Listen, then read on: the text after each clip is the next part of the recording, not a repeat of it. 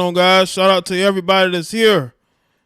Make sure y'all like the stream as you come into the chat room.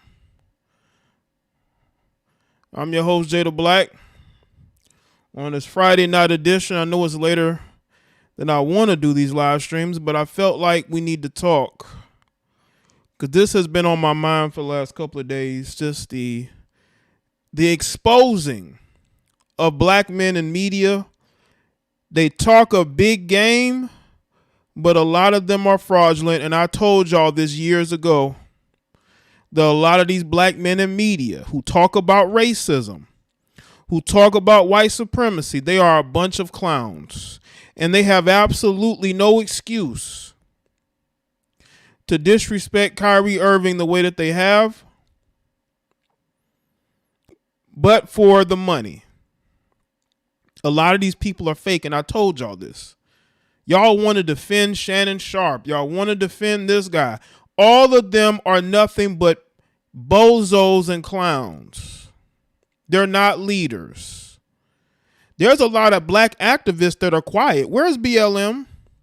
Why isn't BLM supporting Kyrie Irving? Isn't he a black man whose life matters? Does his career matter? I told y'all BLM is an organization that is controlled by non-black people. You weak beta male black men in media, you fake black activists who get on social media and you claim you fighting for your people. Y'all used to have every excuse in the book why you don't defend black athletes who get canceled. What's your excuse about not supporting Kyrie Irving? What excuse have you dug up to use for why you're not defending Kyrie Irving? Y'all don't have a goddamn excuse at all.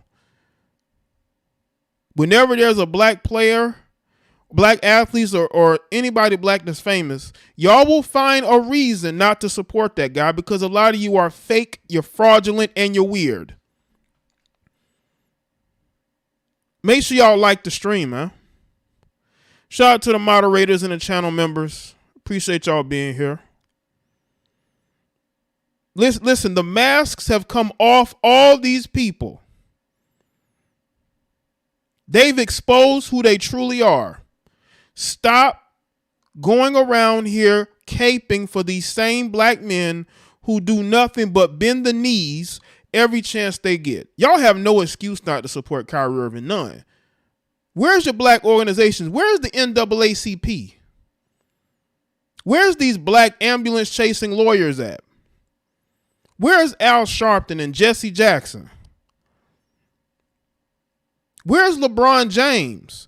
LeBron James tweeted out a photo of a police officer who killed a woman that was trying to kill another woman. Why did all these people abandon Kyrie Irving? You can't say because he's a conservative that has talked down to black people. That ain't it. Y'all have absolutely no excuse to abandon this man. Only because a lot of you are fake. You're fake.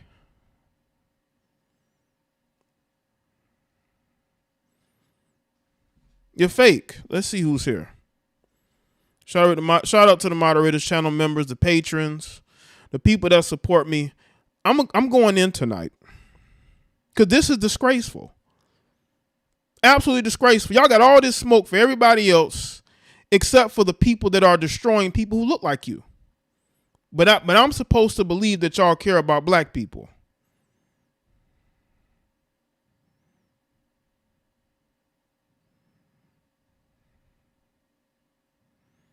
Let's see who's here. Lord Pytar, Aboa, Miss Tangy, Zeke, Rastus, Gerald, Cameron, K. Patrick, Jason, Sydney, Bootcamp, Treyway, Costellar,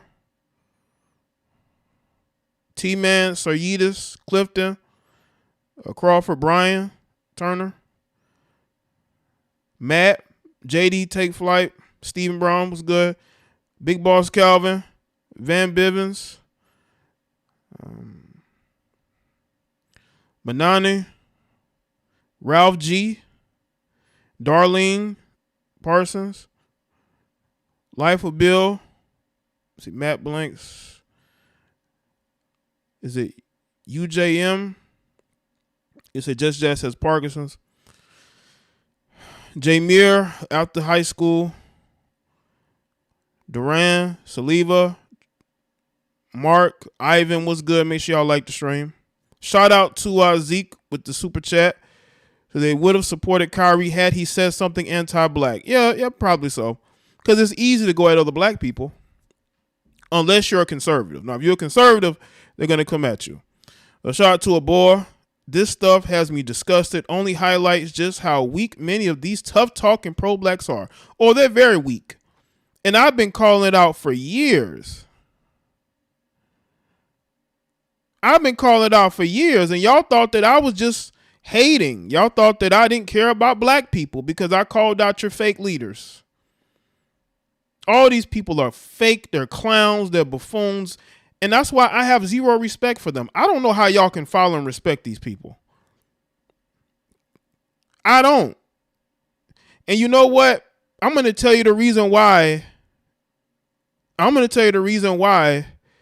They're getting at Kyrie Irving.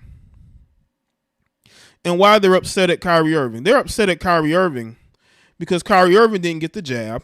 And Kyrie Irving has always done his own thing. I believe he hired his mother to be his agent. And he just does his own thing. And I think his stance on the jab really hurt the feelings of the elitists in the media, especially the media, because they want y'all to be slaves. This is why I support men going overseas. Because why stay in a country that is destroying you psychologically? America is destroying men psychologically. Why, if you are a man and you feel like they're trying to shut you down so you can't speak and say the things on your mind, why would you want to stay here and date women from here? That's why I don't get this opposition, especially to black men going overseas. That doesn't make any sense to me.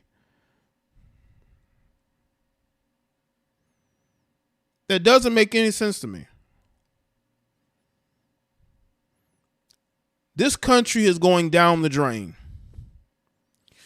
And I mean, it's going other places as well, but they're trying to silence free speech. They want y'all to speak about what they want you to speak about.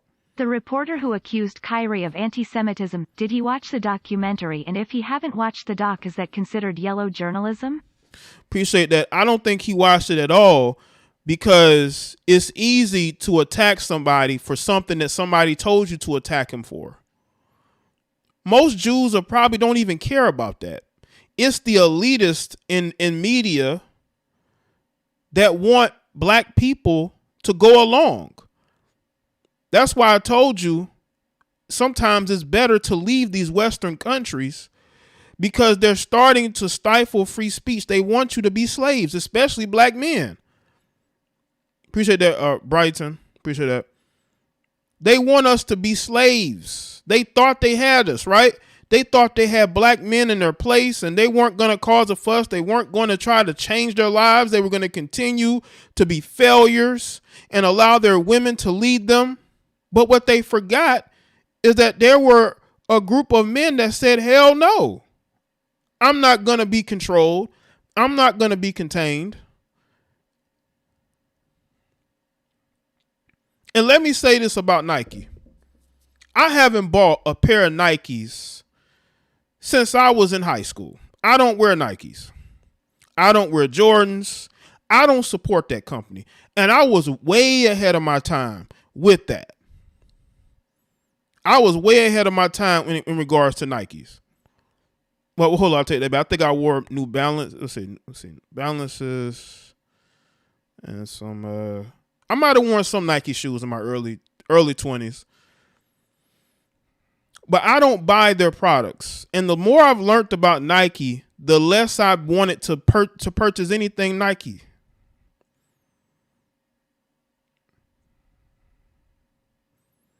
Kyrie Irving even went on Instagram and posted an apology. That wasn't good enough, was it? You see, it ain't about an apology. It's about destroying Kyrie Irving, because what they want is they want to destroy him, and they want him to change who he is. They want him to stop all this, you love God. They want him to stop all this thinking for yourself. They want to completely dismantle him so he becomes a brand new black man that doesn't think. They want him to be LeBron. See, LeBron doesn't think for himself, and you can tell. LeBron James apologized to the Jewish community because of a lyric that was in a song that the rapper didn't even have to apologize for. And by the way, Puma's better than Nike, but anyway.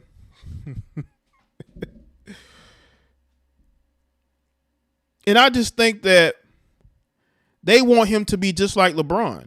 They want him to be a mindless black man who does what he's told, support the candidates that they want, right? All these black men in media are weak. They're cowards. And they get on here talking about they speaking up for black people. You speaking up for your bosses, your masters. Slavery, y'all think slavery ended? These guys have gold chains. And I'm not talking about chains they buy from jewelers. I'm talking about gold prisoner chains around their necks.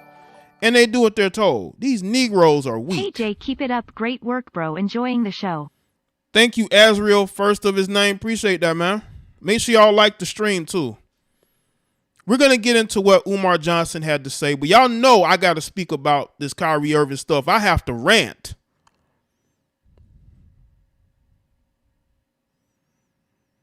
Did y'all see the video of Jalen Rose apologizing, during mid-commercial break? Yeah, why didn't Jeff Bezos get canceled? This was orchestrated. I would not doubt that somebody went to Kyrie and say, "Hey man, why don't you speak about this? Why don't you repost this?" And Kyrie reposted it. Because I don't think he really said anything in the repost except for the book. They've been after Kyrie Irving ever since he refused to take the jab. The jab, by the way, that is people are losing their lives. Shout out to Stephen Brown. To Hey Jay, did you see how they had those white people sitting front row seats heckling Kyrie at the game? No, which game? Because he just got suspended. So which game is that? Is it before he got suspended? Those are paid agitators. Again, when you are a black man, see, Kyrie Irving, he may not like this, but he might have to leave the NBA for a little while just to prove he doesn't need them. Because as long as he tries to play in the NBA, they're going to attack him, no matter how much he tries to apologize. They've seen that people are starting to support him, and they hate that. But what the lamestream media doesn't understand, and what these failing elites don't understand, is that people are not dumb, and they're not going to stop supporting Kyrie Irving no matter what they do. They have no say-so over the people. The people are a lot stronger than they are because the people have allowed from other men and women to lead them. Once the people stop allowing people to lead them, you have nothing to lead. And by the way, Kyrie can get a shoe deal elsewhere. Nike ain't the only shoe company in town. This is why black people need to own their own. We enough with this signing deals with these corporations. Because once you sign deals with these corporations, they control you. Let's say my platform was bigger than it is now. I would not accept a dime of corporate money. Yes, I have my videos on YouTube and they have ads on them, but I'm talking about endorsement deals to where they say, you know what? I'm going to take my endorsement of you back because you said this about this. I would let the people, the viewers, support my platform more so than these elites who are weak as well. Y'all signing deals with these corporations, not understanding that they're going to have a gold chain around your neck, a gold collar around your neck. I wouldn't want that. I really wouldn't. Shout out to Mark. Hey Jay, what's your take on what Jason Whitlock podcast about Kyrie? I didn't see the podcast, but I did repost a tweet about Kyrie Irving that Jason Whitlock posted. Then he spoke about the Kyrie thing in the NBA. I think there's a lot of guys who think what Jason Whitlock is thinking. Doesn't mean that they are supporters of Jason Whitlock. We all can agree on that. And that's more dangerous than anything else.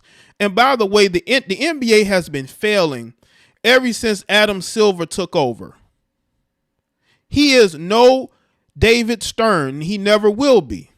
He's a weak coward who bent the knee to China, right? He bent the knee to China. And look at what he's facilitating. And none of these and I bet Kyrie is just sitting back and saying, wow, I thought I had friends. No, you don't. These guys are controlled. They're weak. They have masters. Right? Shout out to Van Bivens. The world stops when you say something about them. The world keep it pressing when people disrespect us. We got to stop selling the culture to them. I agree. The world stops when you say something about them. The world keeps it pressing when people disrespect us. We gotta stop selling the culture to them. Thanks, man. That's why we need to have own our own property, own our own brands. You know, people laughed at LeVar Ball, right? He had the Big Baller brand. And people mocked it and tried to tear it down. The media tried to tear down his Big Baller brand. You see, LeVar Ball had the right idea, but I think ultimately, financially, he didn't have the backing because these guys were signing deals with corporations, and those corporations probably was telling these guys, don't work with him. See, they don't want black men. First of all, they don't want black men raising black sons, even though LeVar Ball's sons are biracial, but they don't want black fathers in their sons' lives. Y'all see how they attacked them. Y'all want to see how they feel about black men. Look how they attack LeVar Ball. Yeah, he's boisterous. He says things, but I would say that LeVar Ball is a better role model than Cardi B. How many court cases does she have to prove to y'all that she is not worth it, but she still gets promoted? Her, Meg Thee Stallion, they are not good role models, but they are the women that they want to be the role models for young girls. You see, we as black men, we're very intelligent, we're very creative, but we utilize in the wrong way, right? We should grow up thinking ownership. I tell y'all all the time, you need to start owning everything you have, your car, your home, so that nobody can take that from you. Nobody can take that from your family. When you own everything you have, they can't take shit from you. When you go and you sign with these corporations, they can take it from you just like the snap of their finger. They can Thanos everything you've worked for. You need to own what you have. Right, Cardi B drugged and robbed men, but she's interviewing political candidates. That is disgusting. That is disgusting. And there are still people on this platform who refuse to call her out on this. We need to teach our children about owning shit. We need to say, listen, look at how they treat black people who don't own anything. They can cancel you and take away everything that you have. But we don't teach that to our children because you have parents, unfortunately, black parents or black parent, because they're probably in a single mother household, are raising their children to go and work for other people.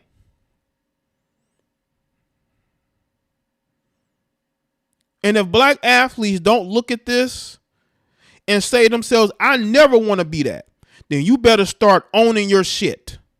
You going out here renting these houses until you no longer in the league and then you want to sell these houses. You better start buying houses.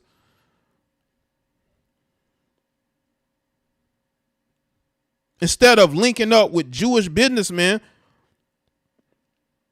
who are going to end up getting a little bit more money than you. Kanye West, he put Shaq out there and said that, Shaq is working with a Jewish businessman that's making that who has like a 51-49, decision making. And I think Shaq got in his feelings about that. But yeah, a lot of these guys, they work with these Jewish businessmen, and the business is a little uneven. It's not about hating Jewish people. That's just the facts. These guys are not owning anything. These guys are business partners in partnerships that are lopsided. And that's why Kanye West, I think, spoke out, because he's in these lopsided business deals and he got tired of it. There are just certain men that don't want to be controlled. I think y'all think Kanye West is hurt. I think Kanye West feels liberated.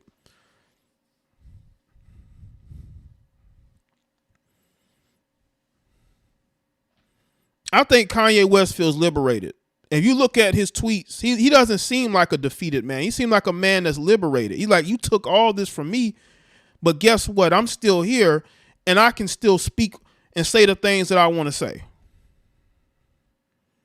Yeah, Shaq didn't say it was false because it's true. Shaq know he linking up with businessmen that are getting more money than him. That's why he responded, because he know he's getting chumped out of money. Yeah, they have black athletes who are the faces of these companies, but behind it, they're not making the most money. It's their business partners that's making the most money. And that's why Kanye West initially said what he said. But I guarantee you right now, he feels liberated. Wow, you've canceled me, but I'm still here. I ain't went nowhere. I still live better than a majority of your average everyday person. So you didn't destroy me at all. You just took what wasn't mine. And Forbes doesn't exist. Forbes is imaginary. Forbes only ranks people based off of what non-black companies you are making, that you are working with or for, because you're not working with them, you're working for them. You are an employee. Shaq is an employee of every business that he's in. Shaq is an employee like the rest of these guys. They're employees. They don't own anything. They're not business partners. You an employee. You're like, man, if you don't get your ass on that TV and do that commercial, and you don't, what I'm saying, get on social media and buck dance, keep buck dancing, Shaq. Gary Payton exposed Shaq.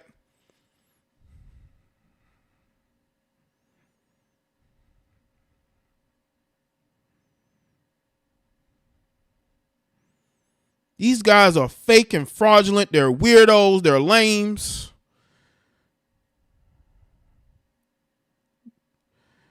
They are the coons. They are the so-called 10%ers that ain't never went back to the hood. Just a bunch of dress-wearing comedians. That's all you are. Get your black ass out there and do that commercial. Majority of melanated single mothers rather raise their sons to be NBA youngboy over being a businessman or even just educated SMH. You said that, Brian. That's why it's dangerous for black women in the melanated community to raise sons because they're going to raise a bunch of weak, cowardly sons who are going to go along to get along.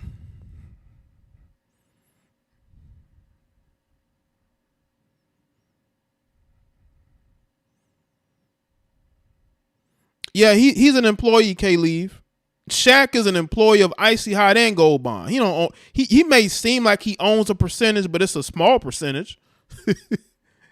You know what I'm saying? There'll never be a black majority owner in the NFL. Never. Stephen A. Smith. Never. And let me say this too about the Washington Commanders. This stream is gonna be kind of a little bit off the page because y'all, I'm venting. I'm venting in the most PG way possible because I don't want to be cursing because I could do that, but I want y'all to hear exactly what I'm saying. I want y'all to be able to listen to this and, you know, not have people in the background saying, why is he cursing? Why is he talking loud? You know?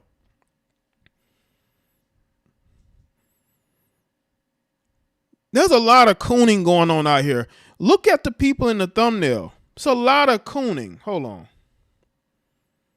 That's why I made this thumbnail. There's a whole lot of cooning, family. Look at the cooning. Hold up, can you see it? It's a whole lot of cooning going on out here. Yeah, those are just endorsement deals. He don't own any. He don't really own any of them. He's just an employee. See, when y'all don't own your own, you can be canceled. This is why it's very important for y'all to get out here and start owning shit. Oh yeah, I was gonna say this about Stephen, not Stephen, I'll say Stephen Jones or Jared Jones, but Daniel Snyder, he owns the Washington Commanders, right? He's a rich Jewish man. I tweeted this. I say he's a rich Jewish man. How is this an L? Him trying to sell the team. That man is going to get billions of dollars back because he's like the sole owner. This guy bought like $100 million boat. Do y'all really think he cares about what they said? What's good, Paris? And y'all like the stream, man. And you got Stephen A. Smith talking about we need black ownership. That ain't never going to happen, bro. That ain't never going to happen, bro. They're going to keep ownership white and Jewish, okay? You Negroes are going to be minority owners, very small minority owners. You ain't majority owning shit, okay? You ain't majority owning shit because you know why? Because they give you false hope when really that's all it is. Yeah, Daniel Snyder's going to probably walk away with like 3-4 billion maybe? Might be even a little bit more because it's in a big market. Washington is a big market. The DC area is a big market. That team has changed the name and everything. I think he's ready to be done with that. Y'all get on here and y'all love talking about white supremacy, but y'all very quiet about what happened to Kyrie Irving. And y'all come up with these dumb excuses as to why you're not defending Kyrie Irving. Like a bunch of cowards. Just like this picture in this thumbnail says. You dudes are cowards. You're not for black people. You're a bunch of lames. That's all you are. You're doing nothing but acting. You're actors. I wouldn't trust anything you people said anymore. Why do black people, why do you follow the people in the coward section? Look at the coward section. Look at all the people that we have in the coward section. Let me see if I can look this up real quick. Let's look at who's in the coward section. Now, I will say this about Jason Williams. I think he actually has tried to defend Kyrie Irving. I don't think he's one of these people that hates Kyrie Irving at all. I think Shannon Sharp definitely needs to be there. I mean, look who we have. Look in the coward section. Look who we got in the coward section. Chris Broussard. Mike Wilbon. Jalen Rose, who again, yo, Jalen Rose did a mid advertisement apology about wanting to know the identity of the woman that Ime Udoka had the relations with. That's probably going to be a separate video. I'm going to make that into a separate video. And we're going to go in, of course. Well, I'm going to go in on this topic, of course. Charles Barkley, Shaq, Stephen A. Smith. Who else we have here? We have Richard Jefferson and this guy here. Okay. The so-called pro-black from Detroit, not just but the other one here, the irrelevant one at the right end, right? He's Chris Broussard's tag team partner.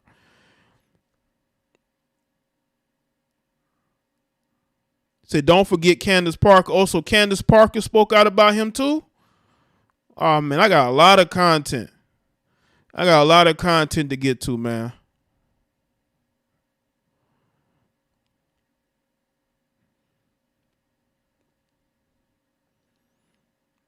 I got a lot of content to get to, man. Look, but here we got here. All these people done put on a dress, probably.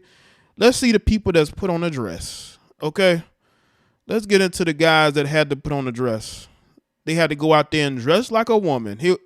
Shaq, Charles Barkley.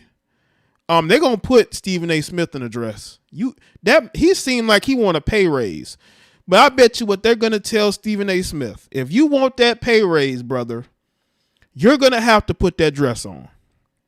They're going to make Stephen A. Smith put that dress on. If he want that payday that he's looking for, they're going to make him put that dress on. Watch.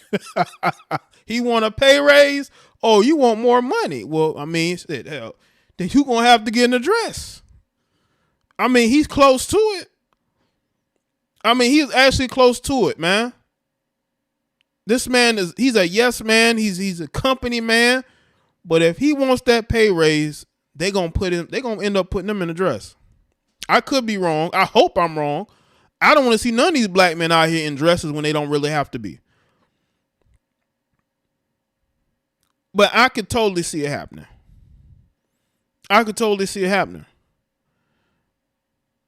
These are not real men.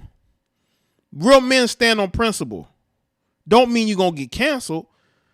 It just means that you're not going to go out here and try to demean this guy for a paycheck. You should have your own platform, Stephen A. Smith. You know how many YouTubers are making tons of money, streamers making tons of money? I don't think that's corporate money. That's just, they getting that. I think they're getting that from donators. They can make their own money. But these guys rather be employees. I would never want to be somebody's employee. Because once you sign that contract, you are their property. And they're going to treat you as such. Because if you get out of line, they're going to take it from you. And what you going to do then? They fired you once, Stephen A. Smith, and you went back with your tail tucked between your legs.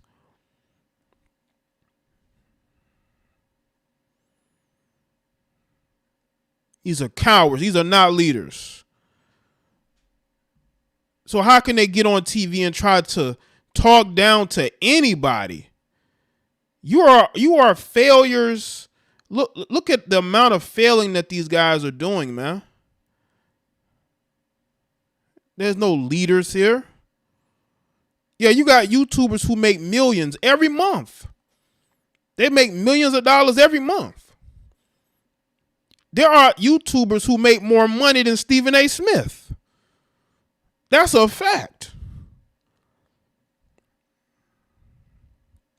I don't think he got fired, Stephen A. Smith. Stephen A. Smith contract, when his contract was up, he left.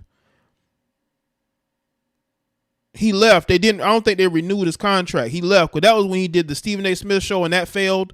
And he left. I don't know, his ego was bruised or they felt like he maxed out. But he left for a little while, but he came back. I think his ego made him leave. But then he went right back to him.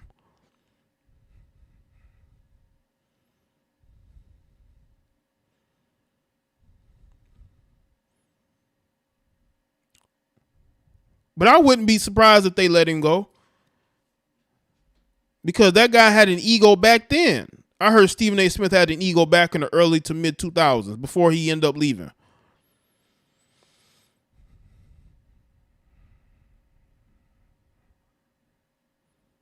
Unbelievable, man. Make sure y'all like the stream, man. Make sure y'all like the stream. I want a lot of people to see this, because we need to. This is y'all leaders. This is the people that y'all uphold. These are the people that y'all follow. Y'all follow these people. So let's get into this. We're gonna get into this live stream that Umar Johnson had. Let's see what he has to say.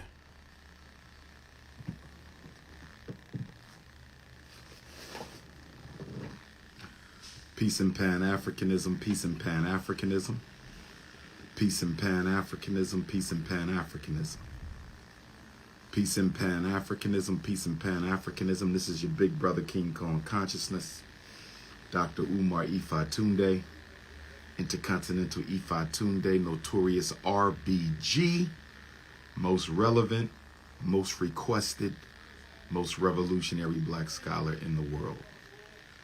Brothers and sisters, I'm not going to keep you too long.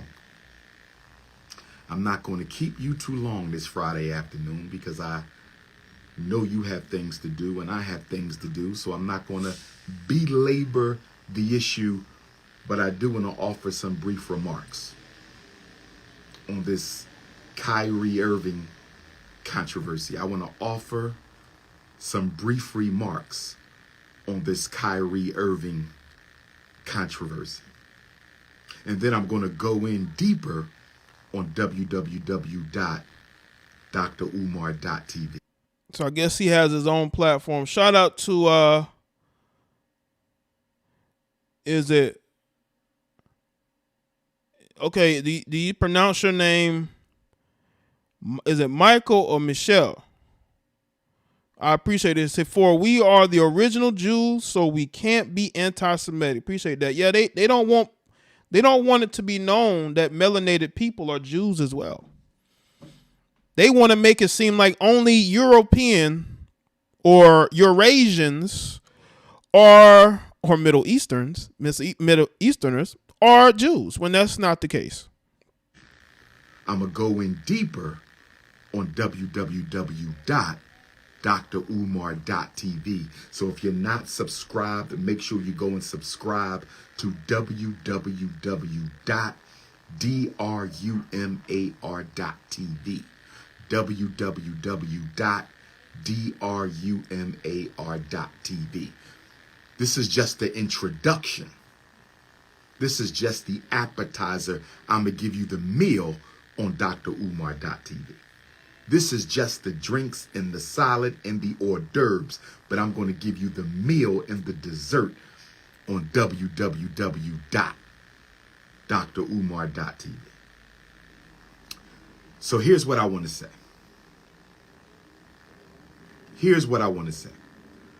I had hoped that my brother Kyrie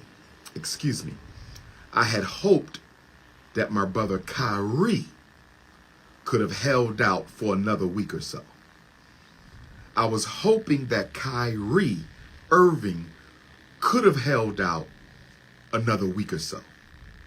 I wanted him to make them sweat a little bit more. I wanted Kyrie to make the untouchable power structure sweat just a little bit longer. I see what he means by that, because that was my thinking. I knew eventually Kyrie would apologize, because I don't think that he meant to be anti-Semitic or try to push some sort of narrative, which he really didn't do. I think he was set up. I think Kyrie was set up, unfortunately. I hope he has better people around him that are going to give him the truth and that he can run things by, instead of just posting random things. And they would have told him, more about it. Maybe he didn't feel like anything was wrong in that documentary.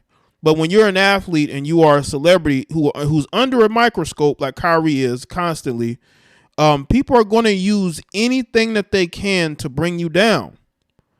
And I think the reason why he apologized is I think that a lot of the team, I think people in the NBA, I think other players told him that he should. Maybe Nike told him that he should. And once he apologized, then Nike dropped him. Because I think it's orchestrated. They're like, we don't give a fuck about no apology, because it's not about an apology. Right? We can't have a current NBA player like that who's influential, who's talking about God, and we can't have that.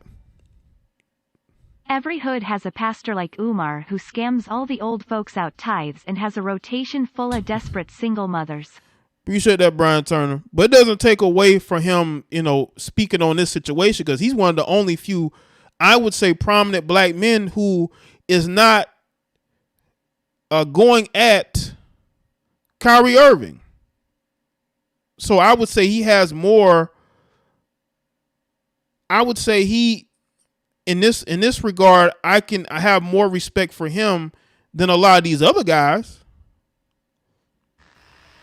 I was hoping he would have held out, because this would have been the first time in a long time that we've had a prominent black musician, Kanye West, a prominent black musician, Kanye West, and a prominent black athlete, Kyrie Irving, stand up simultaneously against the exploitation of the untouchable power structure. I wanted Kanye and Kyrie to do a joint press conference. I wanted Kanye and Kyrie to conduct a joint press conference. I wanted both of those brilliant, although at times politically inconsistent, but I wanted both of those brilliant black men to engage in a joint press conference on this issue. That could still happen. You know what I'm saying? If they keep this up with Kyrie, it could drive to that point, I wanted that. The culture needed that.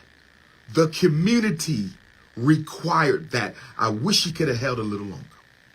I wish Kyrie Irving could have held out just a little bit longer. But with that being said, he should not hang his head in shame. Kyrie Irving does not need to hang his head in shame, because at least he took a stand. At least he took a stand in an NBA league dominated by black athletes. In the National Basketball Association dominated by black athletes, most of them will never take a stand. No, they won't. Even LeBron James, if people put him up there as if he's, and again, I have no issue with them. There are things I've agreed with LeBron James on. There are things I haven't.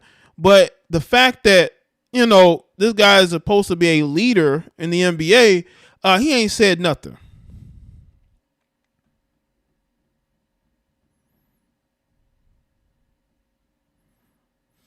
These people are fraudulent. I've been telling y'all this since 2015. These people are not to be trusted. These are not leaders. They are employees that will do what their bosses tell them to do. And if they get out of line just a little bit, they're going to be forced to apologize.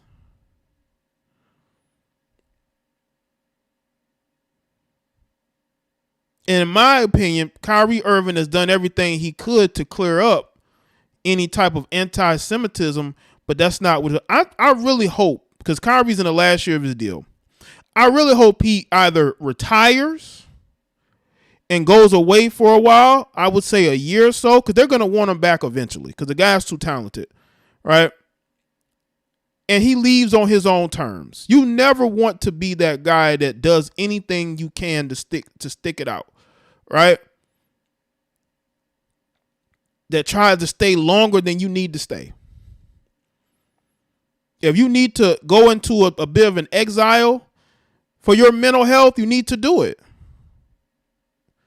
Yeah, it's nice getting those paychecks, but that's why you have contingencies, your own companies that's ran and operated by you. Do you know how many people would support Kyrie Irving? You know how many people would support Kyrie Irving? And that's the thing. Like, there are people that will still support Kanye West. But Kanye West is in a different headspace. You can tell. This ain't no, he's having, bipolar episodes. This guy has a very clear mind. Now, he's eccentric, like he's always been eccentric. But when you have a clear mind and you're focused on things, music doesn't appeal to you, fashion don't appeal to you, speaking the truth appeals to you, not being a slave appeals to you. That is what your passion is. And I've been telling y'all, and y'all didn't want to hear it. Where's Kaepernick? Where's Kaepernick? Why isn't Kaepernick saying anything? Isn't he supposed to be the leader of black people? Why hasn't he uttered one word about what's going on? Because these people are paid. These guys are nothing more than manufactured social justice warriors. And they've been fully exposed. And if I can help put that out there even more, I'm going to do that. Make sure y'all like the stream and share it. Most of them will never take a stand against the power structure. At least Kyrie took a stand. So Kyrie, if you're watching me, my brother, and I'm sure you are, don't drop your head. Don't drop your head. Because at least you took that stand and you held out as long as you could. And we didn't need you to be another casualty like Colin Kaepernick. Because if them Negroes couldn't take a knee for Colin Kaepernick, if them Negroes couldn't take a knee against police brutality and genocide with Colin Kaepernick, if your fellow athletes of the NBA couldn't take a knee for Colin Kaepernick, they damn sure, Kyrie. They damn sure, Kyrie, wasn't going to stand up for you against the untouchable community. They wouldn't break breath against the untouchable community. If they can't take a knee for the national anthem, if you can't take a knee for that old crusty song, if you can't get down on one knee in the NFL for that old crusty song, if they couldn't even boycott the playoffs in the bubble, if you can't even boycott the playoffs in the bubble, and you let David Stern tell you you can wear a word on the back of your jersey. This is what the NBA Negroes did. This was your protest. Freedom on the back of my jersey. Black Lives Matter on the back of my jersey. Unity. What kind of crap is that? What kind of crap is that? That was the most passive aggressive beta male protest I ever seen in my life.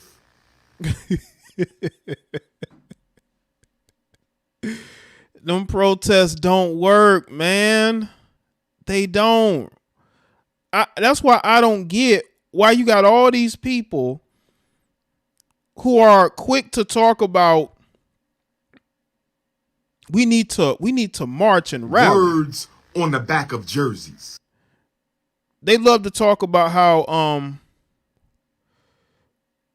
we need to rally and protest. Nah, fuck that. We way past that. Adam Silver. Where police was killing black people, and the athletes of the NBA said we're going to protest playoffs in the bubble. Mm-hmm. When the black... Hold on a second, y'all. Hold on a second.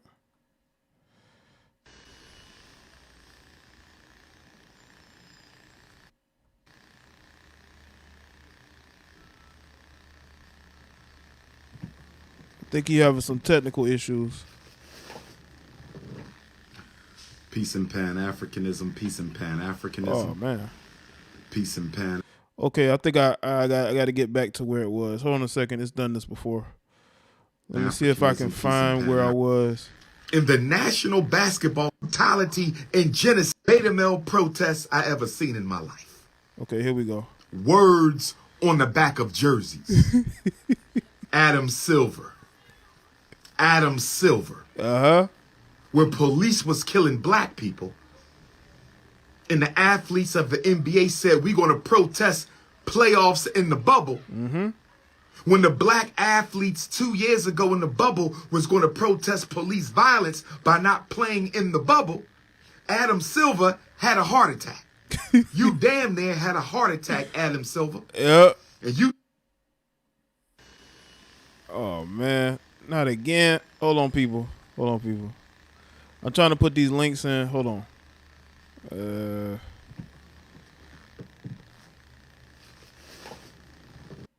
See? Okay, hold on. Here we go. My jersey. Jacob Blake, he the black beta male protest I ever seen in my life.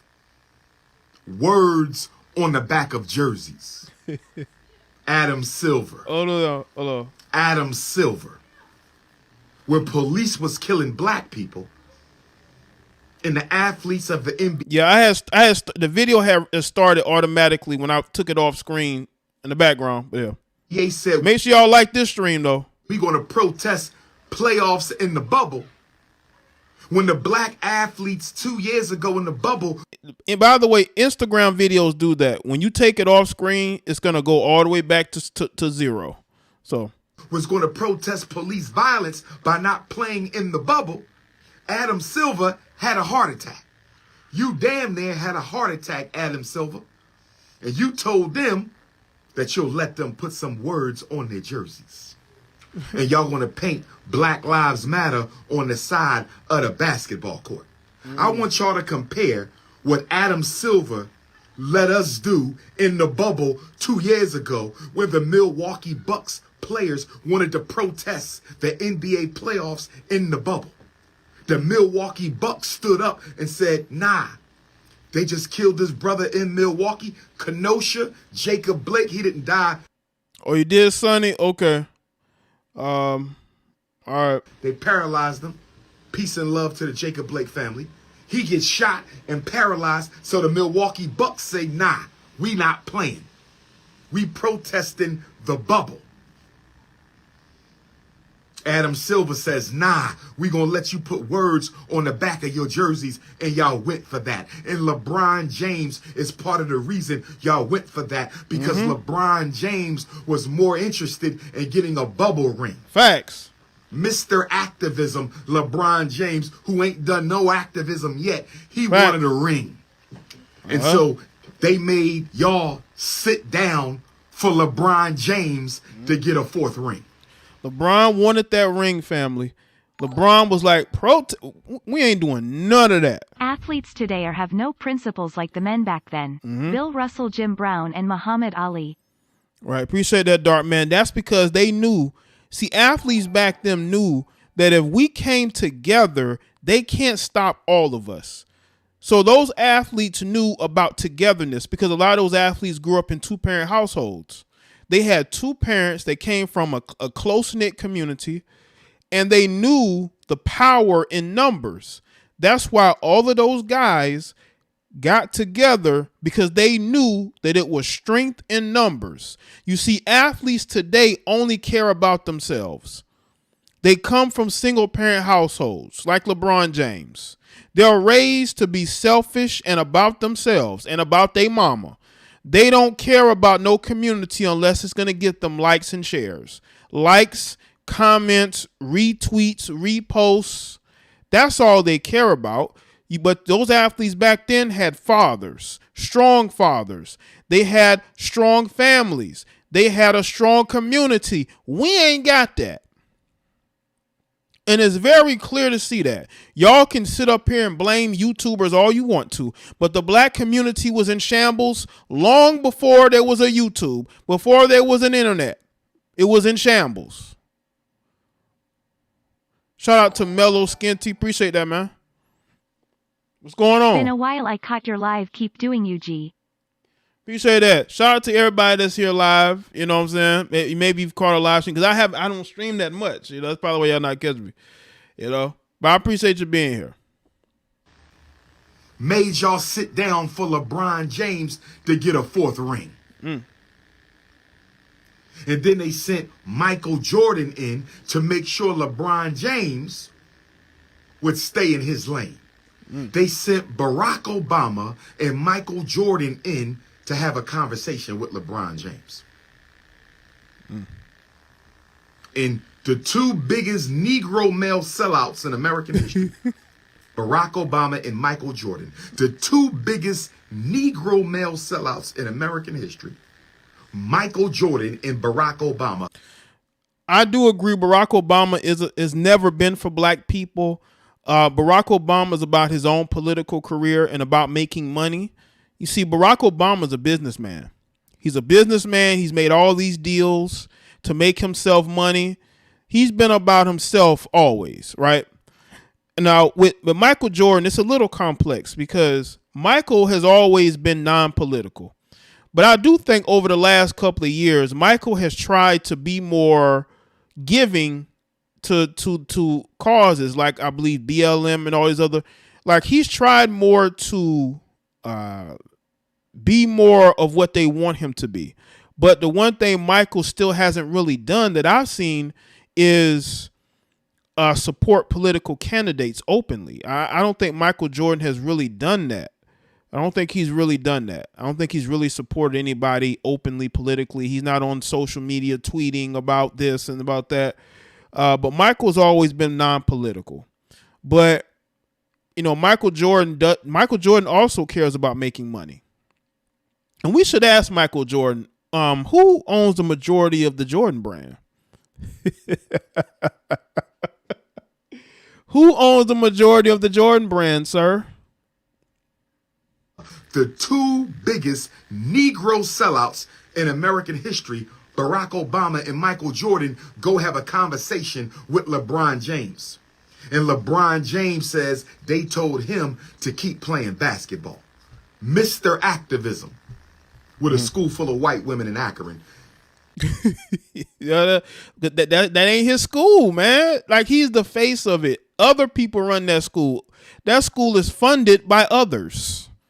Quotation, others, right? That's who's funding that school. LeBron ain't funding that school. That's a school. That's his school in name only. And by the way, there was a young man, a Caucasian, I believe, might have been a teenager, lost his life out there. Lost his life right in the parking lot of that school. That school has blood on its hands. And has that school been shut down? No, but we want to shut down Donda Academy. We shut down Donda Academy, but LeBron James' school had somebody lose their life right there on campus. You said Jordan and Obama told you to keep playing basketball. That was your excuse. Barack Obama and Michael Jordan, the two top Negropeans in American history, top political Negropean, top athletic Negropean, and you say they made you play basketball. So Kyrie Irving, don't hang your head, my brother. Don't hang your head, Kyrie Irving, because they wasn't going to stand up for you. Them NBA Negroes, they are too in love with that paycheck and them snow bunnies and that materialistic lifestyle. Nobody was going to stand with you, brother. They do love them white women. Well, even like LeBron, well. He has a black wife, but we've heard things about him wanting some white on the side. We've heard about him wanting some white on the side. We have heard that. We've had, reports of him wanting white women on the side. But yeah, there are a lot of other these guys that love them some white women. Charles Barkley. Who else? We got all these guys, these black men in media that love them a white woman. All right. They was going to leave you out there to dry like they did Colin Kaepernick, who still ain't got a job in the NFL yet. They was going to leave you out to dry like they did Colin Kaepernick. Black male athletes are some of the biggest political cowards the world has ever seen. Yeah, because that check that they get every, that they get that nice base payday from the league. Then they got all those endorsements that probably make them more money than their,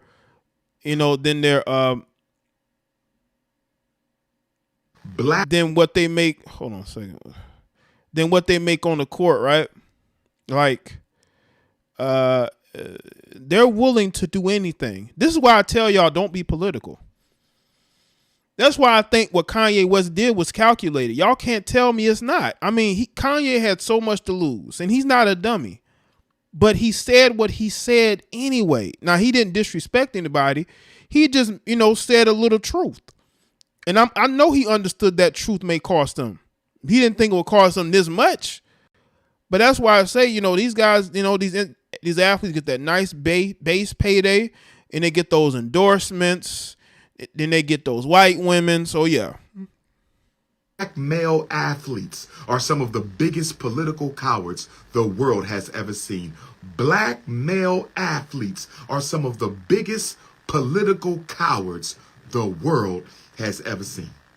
So, Kyrie Irving, don't drop your head, my brother, and I'm telling you why. One man can't change this by himself. He can ignite the change, but he can't do it by himself, my brother. I applaud you for standing as long as you stood. It is very much a contradiction and a form of hypocrisy. It is very much a contradiction and a form of hypocrisy for Adam Silver in the untouchable community to accuse you of being against the untouchables. When Jeff Bezos, the owner of Amazon, the third richest man in the world, Jeff Bezos, the owner of Amazon, the third richest man in the world. Shout out to Van Bivens. You want to see Kyrie win the chip out of spite, lol. I do. I would definitely love to see him win a championship, and Adam Silver has to hand him that trophy. Shout out to everybody that should. Make sure y'all continue to like this stream and share. Is still selling from Hebrews to Negroes on Amazon right now. Why Jeff Bezos ain't getting the smoke? You know why Jeff Bezos ain't getting the smoke? Because Jeff Bezos donates to the right political groups. He owns an entire media media site. I believe it's the Washington Post. I think he owns the Washington Post. And he puts money in the right hands. I think he's on the right side of the political spectrum. He's not a very complex guy. This guy's walking around with a woman that was probably his side piece.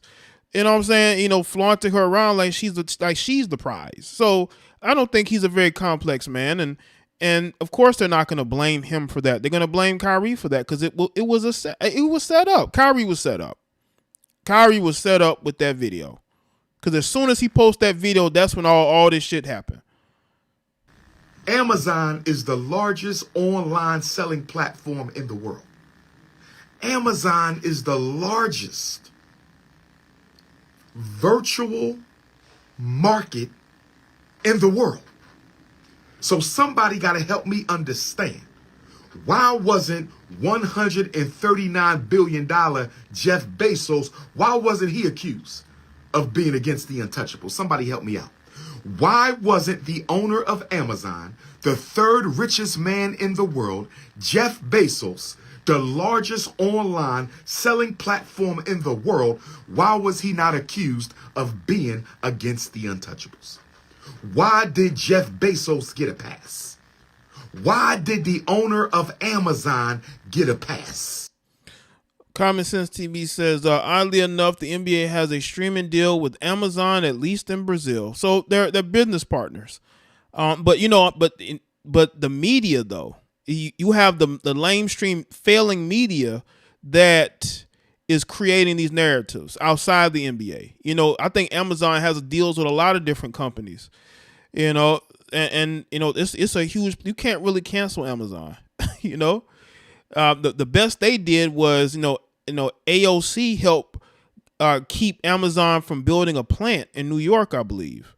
That's the closest they ever got to trying to stop Jeff Bezos, But I find it difficult to really take the outraged people seriously when they are blaming the person for reposting something that is on another site and has been there for quite some time.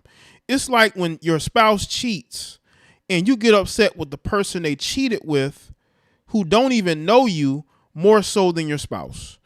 It's like, why are you giving this person a pass when they're the ones who did all the disrespecting? I'm pretty sure you can find tons of books and documentaries that speak out against, the Jewish community in some form or fashion, or have a different idea of who Jews are on Amazon, but they do nothing to that. Why is that? Because it's all about trying to destroy Kyrie, and it's been that way since he refused to take the jab. They lost that battle, so now they're going to try to attack him on this. See, I have a problem with selective morality. I don't like selective morality when black people do it. I don't like selective morality when white people do it. Do you know what selective morality is, brothers and sisters? Let me tell you what selective morality is. Selective morality is when you apply your moral principles. Selective morality is when you apply your moral principles to some people, but not all people. Selective morality is when you say it's wrong to abuse a child. But when your friends abuse a child, you overlook it. Selective morality is when you say it's wrong to steal. But when somebody in your family steals, you overlook it. Adam Silver, you are a hypocrite. Facts. The untouchable community, you a bunch of hypocrites. Facts. If that book, if that video is so disrespectful of your so-called heritage, why are you not attacking everybody who's promoting and selling that video and that book? That is true. But that's what you have. They pick and choose depending on who you are and what your political leanings are. Look at Ukraine. Ukraine is a perfect example. You got Jewish people who are promoting and supporting the Azov Battalion. I'm not saying it's a lot of them, but even the president of Ukraine supported the Azov Battalion. He's Jewish. And the Azov Battalion is a known Nazi battalion that has terrorized the Donbass for a year. That's why Russia is there. It ain't because Russia decided one day we just want to go pick a fight with Ukraine. It is because that particular battalion was terrorizing the Russian-speaking people in the Donbass. But you got these dumb Americans with their Ukrainian flags supporting, praising that group. They probably tried to delete their tweets already, but it's probably already out there. Oh yeah, the Ukraine, COVID is not a talking point right now anymore because they can't use it. People are like, we ain't taking the jab, and it is what it is. Help me understand. If it's that bad, and Adam and Jeff Bezos has the largest selling platform in the world, so anybody who wants that book and anybody who wants that DVD, they're going to get it from Amazon. They're going to get it from Jeff Bezos, who's worth $139 billion, third richest man in the world, but y'all didn't send him no letter to cease and desist. When is Amazon Prime going to get a cease and desist letter? No, they not, because again, the platform is too big. Like, and they have too many deals with too many people. But Amazon is owned, it's created by Jeff Bezos. When you don't own the league you play in, you gotta move accordingly. That is true, Jack. That is true. That's why I said If Kyrie didn't understand that documentary, he posted it. And a lot of times you need to go to, other people and say, hey, because they're got this heavy, this was right after the Kanye West situation, and if he saw that documentary and there were certain things in there, it might make you think. But if he got the go ahead from certain people to post it, he probably asked a Jewish person about it. And they was like, no, go ahead. And then he posted it, and now all this happened. He was set up, man. That's why a lot of times you got to think for yourself, and you can't go by how you feel at times too. You have to think. It's sad, but you're not just like everybody else. And you already have a microscope. They're looking for anything to attack you with, anything. When is Amazon Prime going to get a cease and desist letter? When is Amazon Prime going to get a cease and desist letter like the one y'all gave Kyrie Irving? Like the one y'all gave Kanye West? So let me understand. If you white, if you are a Caucasian, and you promote information interpreted by the untouchables to be an attack on their culture, it's okay. If the white man does it, it's okay. But if the black man does it, it's a problem. So do you know what that means to me? Do you know what that means to me? I'm going to tell you what that means to me. What that means to me is, this is really not about hate against the untouchable community. This is not about hate against the untouchables. Because if it was, Jeff Bezos would have been served with a cease and desist. Remove that book, remove that DVD from Amazon Prime. Y'all ain't said a word to that man. Y'all ain't said a word to that man. So you're telling me you openly support the continued selling of a book and documentary that you claim to be against you. You openly support the continued selling and distribution of a book and documentary you claim is against your people. You openly support the selling and distribution of a book and DVD that you claim is against your people. So let me tell you what this is really about. This ain't about no anti this or anti that. This ain't about no hatred for the untouchable community. You know what this is about? This is about the untouchable community tightening the noose around the neck of its black male celebrities. I said this is about the untouchable community tightening the noose around the neck of its black male celebrities. I said this is about the untouchable community pulling that noose a little tighter. See, Kanye West, he loosened that noose up a little bit. Kanye West, as crazy and inconsistent as he is, Kanye West loosened that noose up a little bit. Kanye loosened that noose up a little bit. And whenever the slaves start loosening up the noose, the slave master got to pull him back in. He got to pull him back in.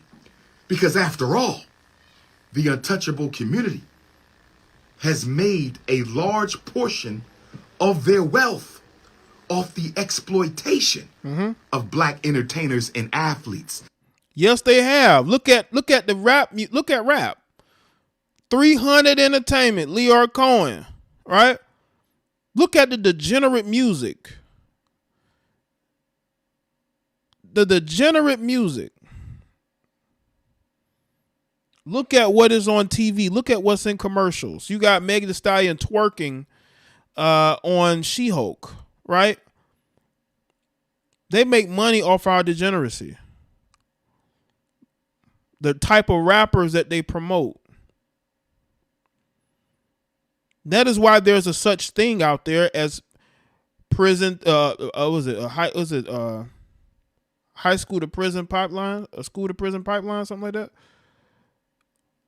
It is because of how the music influences young black males to get into rap and to rap about committing crimes. This is why you're seeing rappers getting RICO'd and getting a long, lengthy prison sentences due to them being influenced to rap about being in the streets and committing crimes.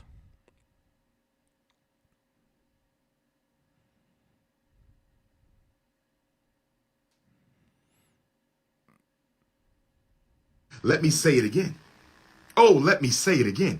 The untouchable community, one of their main avenues to wealth and power, was on the backs of African people. Oh, yes. Oh, yes. Who are the agents in the sports industry? Not every agent, but the most influential agents in the sports industry and entertainment industry are untouchables. That is very true. That is very true. And I looked up people from the Jewish community who are in Hollywood, right? And actors and actresses. That's a long list. People on that list I didn't even know were part of that community. They're all over the entertainment industry, all over it. And they're in leadership positions. And you notice that, look at the Kevin Hart movie that he did with Wesley Snipes. His business manager is a Jewish guy. And he even mentions that he's Jewish in the show. No, not the show, in the limited series they did on Netflix. Him and Wesley Snipes. Was very well done, by the way. The dude mentions himself that he's a Jewish guy from Texas.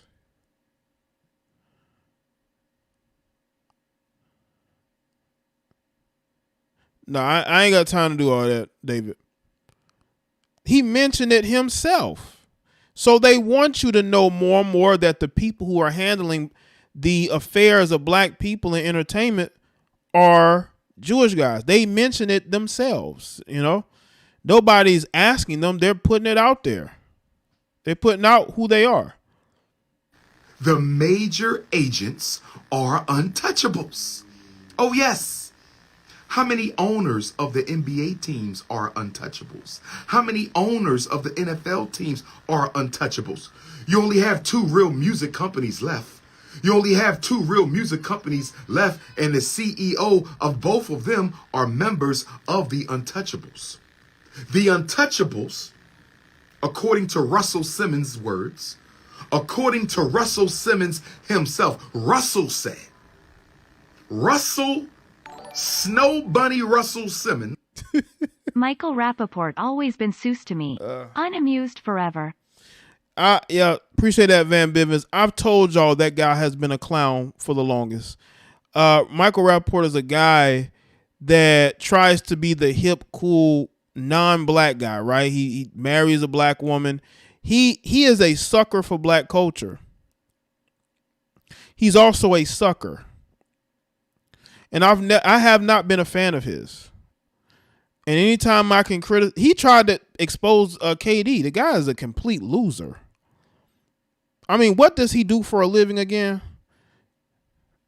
I know he has a podcast. What else does he do? He was like a ring guy, you know, for the Big Three. And speaking of black ownership in the Big Three, you know, Ice Cube admitted that the NBA was trying to destroy the Big Three because he, I'm assuming, is the majority owner of the Big Three. And he's basically blaming the NBA for trying to stop him from being able to push his league. I think COVID messed up the Big Three. I thought they were on a roll. It's unfortunate, but hopefully they can get back on track. But it's not going well for the Big Three. Snow Bunny Russell Simmons said that had it not been for the untouchables, hip hop may have never taken off. Russell Simmons said if it wasn't for the untouchables, there would have been no Fat Farm. There would have been no Rockaware. According to Russell Simmons, the untouchables invested in hip hop clothing. The untouchables invested in hip hop music. This is Russell Simmons talking. Russell said, had it not been for the untouchables, hip hop may have never taken off. But let me say this to you. Investment is a deceptive word for exploitation. Investment is a deceptive word for exploitation. That's why you got to be careful who you allow to invest in you and your products, man. Because those people may not have the best intentions. You know what I'm saying? See, when Russell says they invested in hip hop in the early years, Snow Bunny Russell Simmons said they invested in hip hop in the early years. So what you're saying, Russell, is they saw the potential in hip hop early on. And because black people didn't have the wealth to control the financial side of hip hop, stay with me, brothers and sisters. Understand, overstand, and understand me. Understand, overstand, and understand me. We didn't have the money to invest in hip hop and keep it a black owned industry. We didn't have the money to do that. So the Untouchables saw that this might be something. This new form of music might be something. So what we're going to do is we're going to give them the seed money. Right. Russell like Asian women. I don't think he really for white women. I think Russell likes Asian women. To get hip hop up and off the ground. And after we give them the seed money to get hip hop up and off the ground, we going to take it over. Mm-hmm. We're going to own all the rights. Mm-hmm.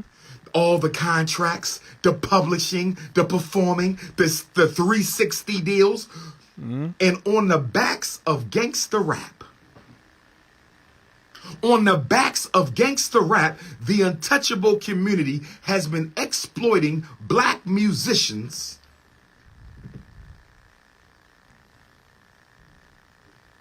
since the early 1900s, and they own gangster rap. They own hip hop. They own hip hop. They own it. They own it. The untouchable community owns hip hop. It's theirs. It's theirs. I wonder who ordered the death of Whitney Houston. Well, you know, there's a lot of things that are said about artists, man, and I'll just say I don't think it's all conspiracy theories. I wonder who ordered the death of Michael Jackson. I wonder who ordered the death of Kobe Bryant. I wonder who ordered the death of the artist known as Prince. I wonder who ordered the death of Jimi Hendrix. I wonder who ordered the death of Tupac Shakur. I bet you most of them were untouchables. Yup. So the main way that the untouchable community became who they are is on the backs of black people. Yesterday and today. You exploit black music. You exploit black athletes. Yes, you do. Yes, you do. You exploit black actors. Yes, you do. Who built Hollywood? Was it not untouchables? Was or was not the founding fathers of Hollywood members of the untouchable community? And Las Vegas. Let's not forget about Las Vegas and who basically got the ball rolling and building up Las Vegas into what it became, Sin City. Yes or no? I'm asking a question. Were the founding fathers of Hollywood members of the untouchable community?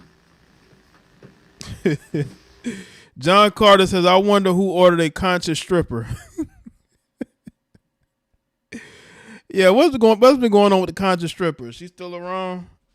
I bet she thought she had destroyed Umar. She embarrassed him a little bit, but didn't really destroy him. Are the major sports agents members of the untouchable community? Are the CEOs of most music and Hollywood and sports companies, are they not members of the untouchable community? I'm asking a question. And now you want my brother Kyrie Irving. They said Sean Marks of the Brooklyn Nets.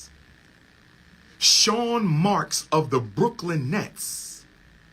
Sean Marks of the Brooklyn Nets is requiring Kyrie Irving to go meet with leaders of the untouchable community. See, this is the humiliation. This is why I was hoping Kyrie would have held out a little longer, because Kyrie, they don't want no apology. And you know what's crazy is that, from what I understand, I'm not saying that I know this, but from what I've heard from others, there are people of that community who don't even practice Judaism. They don't even practice Judaism, just from what I heard. I'm not saying that I know or anything like that. That's just what I heard. I don't know that for certain, but that's one of the things I've heard. So you're going to meet with those leaders, I guess rabbis, to talk about what exactly? You know? Apology? They want to humiliate you. Kyrie, they don't want no apology. They want to humiliate you. And this is one thing that Kanye got right. Even though he issued his apologies too, but Kanye understands something a little bit better than Kyrie. Or maybe not better, but he has the freedom to do it a little bit better. Kanye knows they don't want no apology. What do they care about an apology? They don't want no apology. They want to humiliate you. They want to emasculate you in front of your own community. This is about domination of alpha male energy. This ain't about no apology. This is about the destruction of revolutionary black alpha male energy. That's what this is. They don't care about no damn apology. All week on the news, what they kept saying? All week on the news, what did they keep saying? All week on the news, what did they keep saying? Kyrie Irving says he accepts responsibility. Kyrie Irving said he accepts accountability. Kyrie Irving said he embraces every culture, every walk of life, every religion. But then they came back and said, he didn't say, I'm sorry. See, I'm sorry. He did not admit guilt and shame to us. So then Kyrie says, I'm sorry. Y'all want 2 words? I'm going to give you 2 words. I'm sorry. And then Sean Marks pops up, and Sean Marks said, no, Kyrie, that's not enough. You have to go and sit down like a 3-year-old in preschool. You have to go and sit down like a 3-year-old in preschool.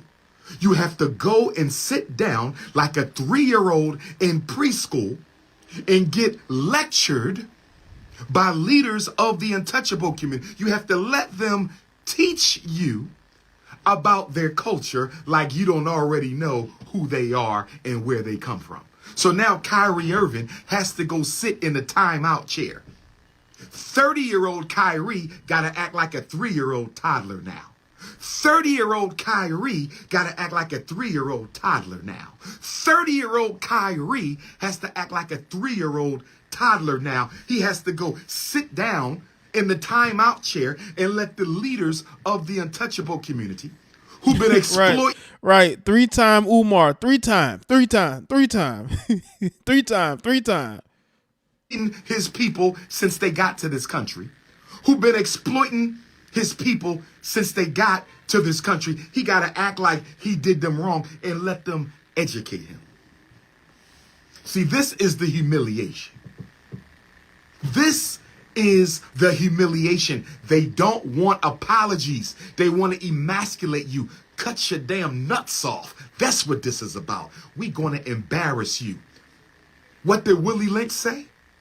What did the Willie Lynch letter say? The Willie Lynch letter said, go get you the biggest Negro.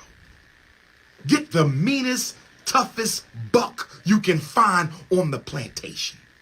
Bring him outside, the Willie Lynch letter said. Line up all your slave men and line up all your slave women. And you're going to whip that buck, beat him into an inch of his life, drag him, suffocate him, choke him, stomp him, punch him, humiliate the strongest one in front of the women and the other men. They will learn vicariously not to challenge your authority.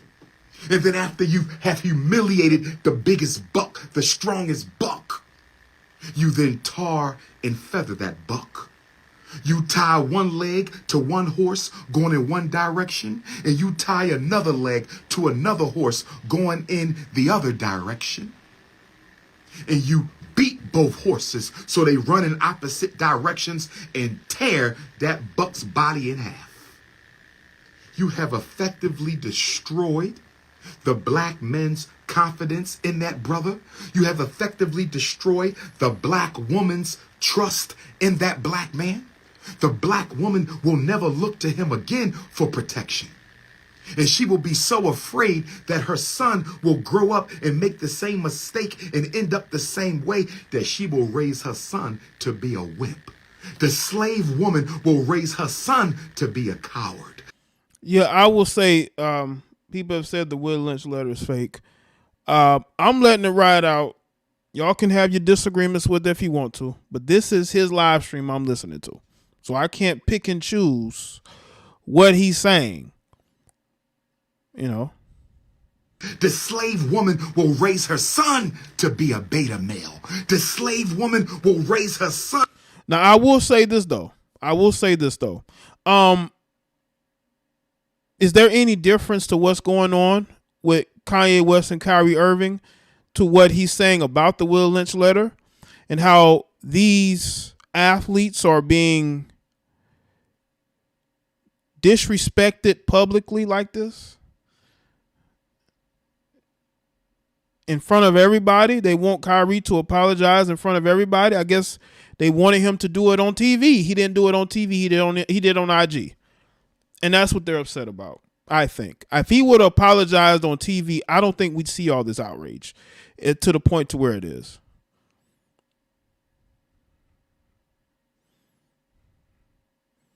He's being treated like a slave. He's being treated like a slave. That's how he's being treated. He's being publicly beaten in front of everybody. That's what they want. But I don't think it's going to stop black people from thinking outside the box at all. If anything, it's going to harden their resolve. When you do stuff like this, you harden people's resolve.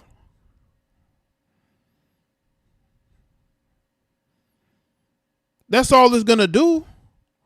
I'm seeing black people saying, stand up for Kyrie. I'm seeing black men trending. Black men, we've seen the trend every week for some reason. We're tired of this. That's why black men are starting to vote for the Democratic Party less and less. Right? Because we want to think for ourselves. That's why you're seeing black men travel and you're seeing such pushback from black men traveling, because you have these slave-minded males and females that, to them, if you don't want to live in a white man's paradise, then obviously something's wrong with you. You want to leave all these white women? You want to leave all these, all these dysfunctional heifers and single mamas, and, you want to leave all this dysfunction to go where? Right? That's their mentality. Not understanding that living in the West is like dealing with mental health issues.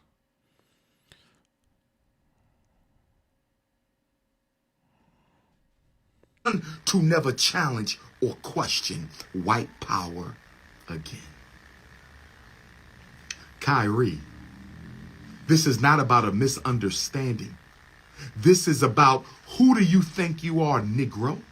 To question. And by the way, people are allowed to disagree in my chat room. I'm not with the monolithic thinking. You can think what you want as long as you don't get disrespectful. We want conversation here. We don't want everybody on one accord because that's boring and it is unproductive. Our control of your community. We owned Michael Jordan. We owned every athlete y'all had. We owned every artist y'all had. We couldn't own Michael Jackson, so we killed him. We couldn't own... Shout out to Van Bivens.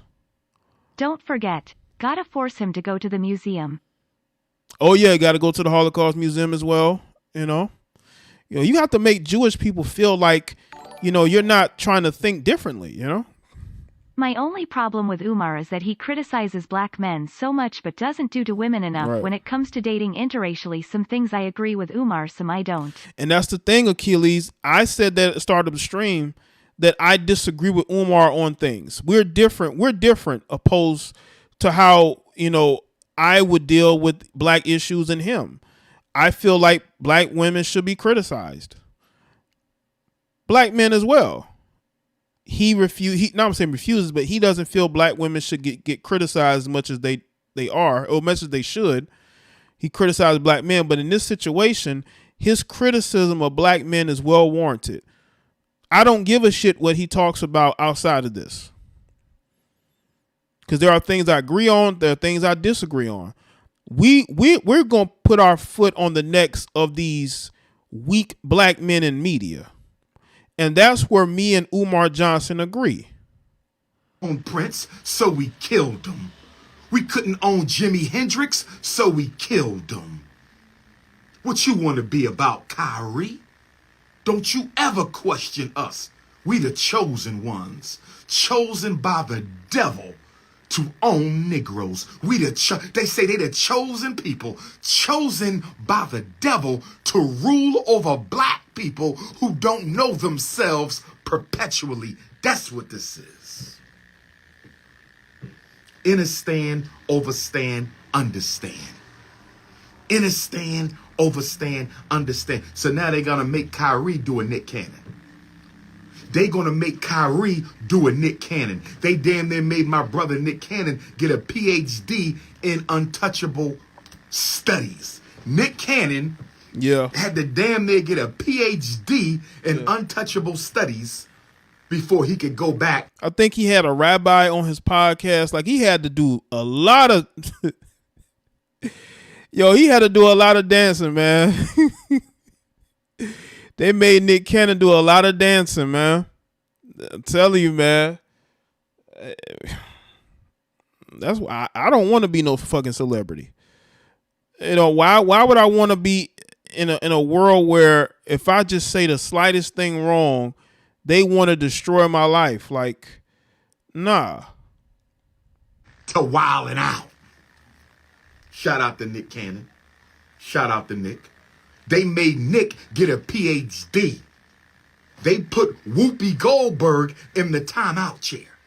They put Whoopi Goldberg in the timeout chair. Yeah, but Whoopi didn't have to do no apology tour. Whoopi said what she said.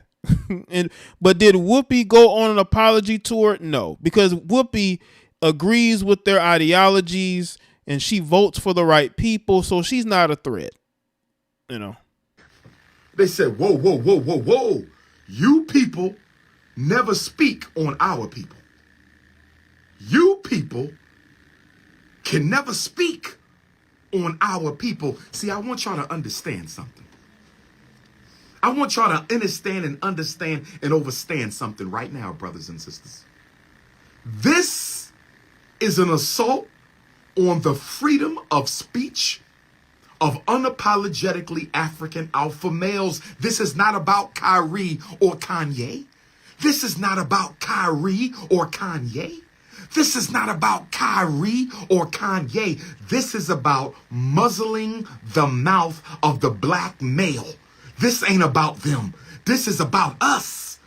This is about shutting the mouth of the black man once and for all.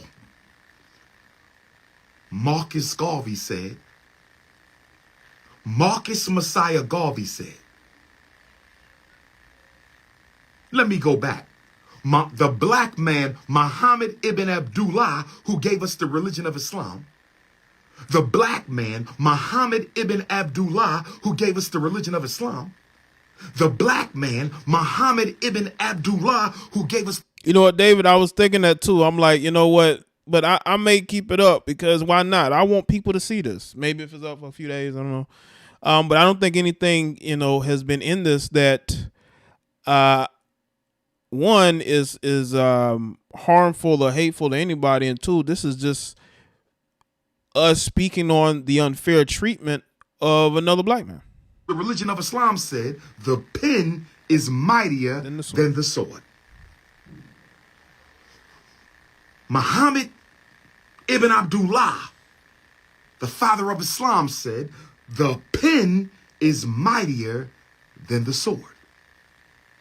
The most honorable Marcus Garvey came along and said, the most honorable Marcus Messiah Garvey came along and he said, the pen is mightier than the sword, but the tongue is mightier than them both. Marcus Garvey said, the pen is mightier than the sword, but the tongue is mightier than them both.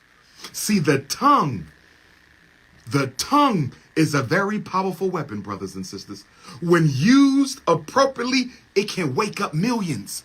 Every revolution was born of the tongue. Won by the gun, but born of the tongue. Listen to me, brothers and sisters. Every revolution was won by the gun, but it was born of the tongue. So you need the tongue and the gun to win the revolution. And so in order to keep the people under control, all black men who have a free tongue, all black men who are afraid to speak out must be publicly and socially castrated. Any black man who dares to use his tongue as a weapon of liberation must be publicly and socially castrated. That's what they're doing to Kyrie.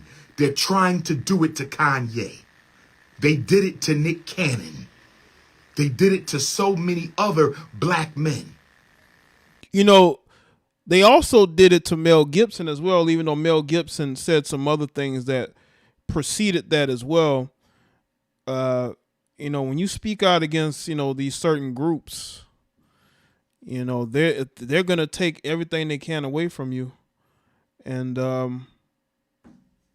that's their power. Their power is there's power in owning things. There's power in having, a group, a group that's that's able to help each other.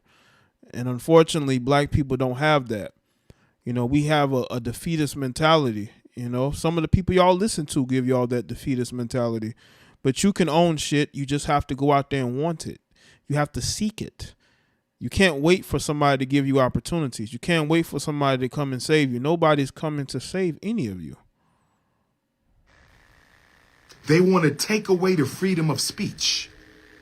They want to take away the First Amendment rights of American African males. They want to crush the First Amendment rights of American African males.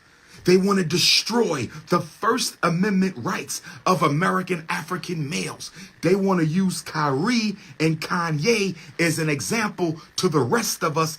Keep your mouth shut or we will destroy you. Keep your mouth shut and we will destroy you. So Kyrie said, I accept responsibility and I accept accountability. And I'm going to donate $500,000 to activism that protects your people from harm and hatred. Kyrie donated $500,000. Kyrie Irving gave the Untouchables $500,000. That money could have went to FDMG. That money could have built a black school. That money could have built a black bank. That money could have built a black supermarket. That money could have helped build a black hospital. That money could have built a manufacturing center for African people. That money could have built a distribution network. Kyrie gave him $500,000. Look at this And part. you know what they said to Kyrie? Look what they said, y'all. Who do you think we are? Negroes? You can't buy us. Y'all the only people who can get bought. You're the only people who will sell your self-respect. You Negroes are the only people who will sell your racial integrity. You Negroes are the only people who will sell your people's honor. Who do you think we are? Us? You think we some Al Sharptons over here? You think we some Jesse Jacksons over here? You think we some Barack Obamas over here? You throw us a check and we forget what you said? Nah, player. Nah, player. Nah, player. The Untouchables laughed at that check. The Untouchables laughed at that 500,000 check. They said, do you know how much money we make off your football players? Do you know how much money we make off your basketball players? Do you know how much money we make off your baseball players? Do you know how much money we make off of your actors? Do you know how much money we make off of your comedians? Do you know how much money we make off your civil rights struggle? You want to give us $500,000? You must not know who we are. We don't need your money because we print the damn money. That is true, man. They rejected that 500,000. They like 500, man. We 500 from you? Oh no. They say your money is no good here. They gave him your money ain't no good here, right? That's why I say, man, you got to have your own infrastructure. Shout out to Leo. In 2021, a white NBA player, Myers Leonard, said a J** wish slur in a stream, and he hasn't played in the NBA since then. That community is trouble. Appreciate that. Yeah, I wondered what happened to him, but yeah, he didn't play. He hasn't played since. He lost his entire career, and he's white. Okay, I think he lost an endorsement deal, and then he was just no longer playing. That's what happens, man. Now y'all know who your real slave masters are. Y'all going around saying white supremacy, and it's making not one dent in society. Now it has made zero dent in society, because let's be real, white people ain't really your slave masters. Look at the groups that y'all can't talk about, and you'll know exactly how much of a slave you are to those people. We don't need your money. We print the damn money. We don't need your money, Kyrie. We print your money. They said, Kyrie, are you aware that the Federal Reserve Bank of the United States government is a privately controlled bank, Kyrie? And I'm being sarcastic here, but this is what they're saying to Kyrie in their own way. The Federal Reserve Bank of this country is privately owned. It is a conglomerate of 13 private banks. And every one of those banks is owned by the Untouchables. Let me say it again. Lord have mercy. Lord have mercy. We're going to have to understand, overstand, and understand today. We're going to have to understand, overstand. Let me say this one more time. Kyrie Irving gave them $500,000. And they threw it back. You know why? Because they print the damn money. The Federal Reserve is 13 banks, privately owned. It's a conglomerate of 13 banks, and the CEO of every one of the Federal Reserve banks is a member of the Untouchables. They print the damn money. What they need your money for? They print the damn money. What do they need your money for? They print the damn money. What do they need your money for? They print the money. What do they need a donation from you when they print the money, brothers and sisters? Was it not Father Rothschild who said? Was it not Father Rothschild who said? Was it not Father Rothschild who said, give me control over a nation's money. I care not who makes the laws. Give me control over a nation's money. I care not who makes the laws. Give me control over a nation's money, and I care not who makes the laws. You can't give them no money. They print the damn money. Now you know. why you've never seen a homeless person who was a member of that community. You've never seen a homeless person in your life. You've never come across a homeless person in your life that was a member of that community. And this is why my reparations people, this is why you thirsty. Yo, Common Sense TV. I think you're right. You know, but he repeats himself. That's probably what makes it a little bit longer, right? Fake woke reparations activists. This is where y'all losing me. I keep telling y'all, take money off the reparations list. If you gotta have a cash payout on your reparations list, put the cash payout at the bottom. If you gotta have cash payout on your reparations list, put cash at the bottom. Don't put it at the top.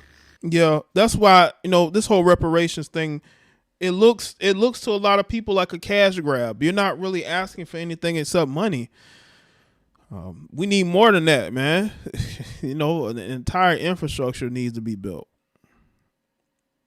Resources amongst black people who have the money, but again, those people are moving out of black neighborhoods and black communities. They don't care anything about building and helping each other.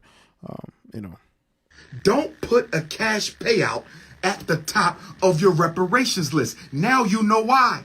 They print the money. So no matter what you get for reparations, it'll never compare to how much they still have. Do y'all understand me now? Do y'all understand me now? Do you understand me now? If I print the money, listen to me, thirsty reparations activists. If I print the money, listen to me, thirsty reparations activists. If I print the money, listen to me, thirsty reparations activists. If I print the money and you say you owe us $50 trillion, okay? $50 trillion. Here's your $50 trillion, black people, and you can never bother the United States government for nothing else. Do you understand?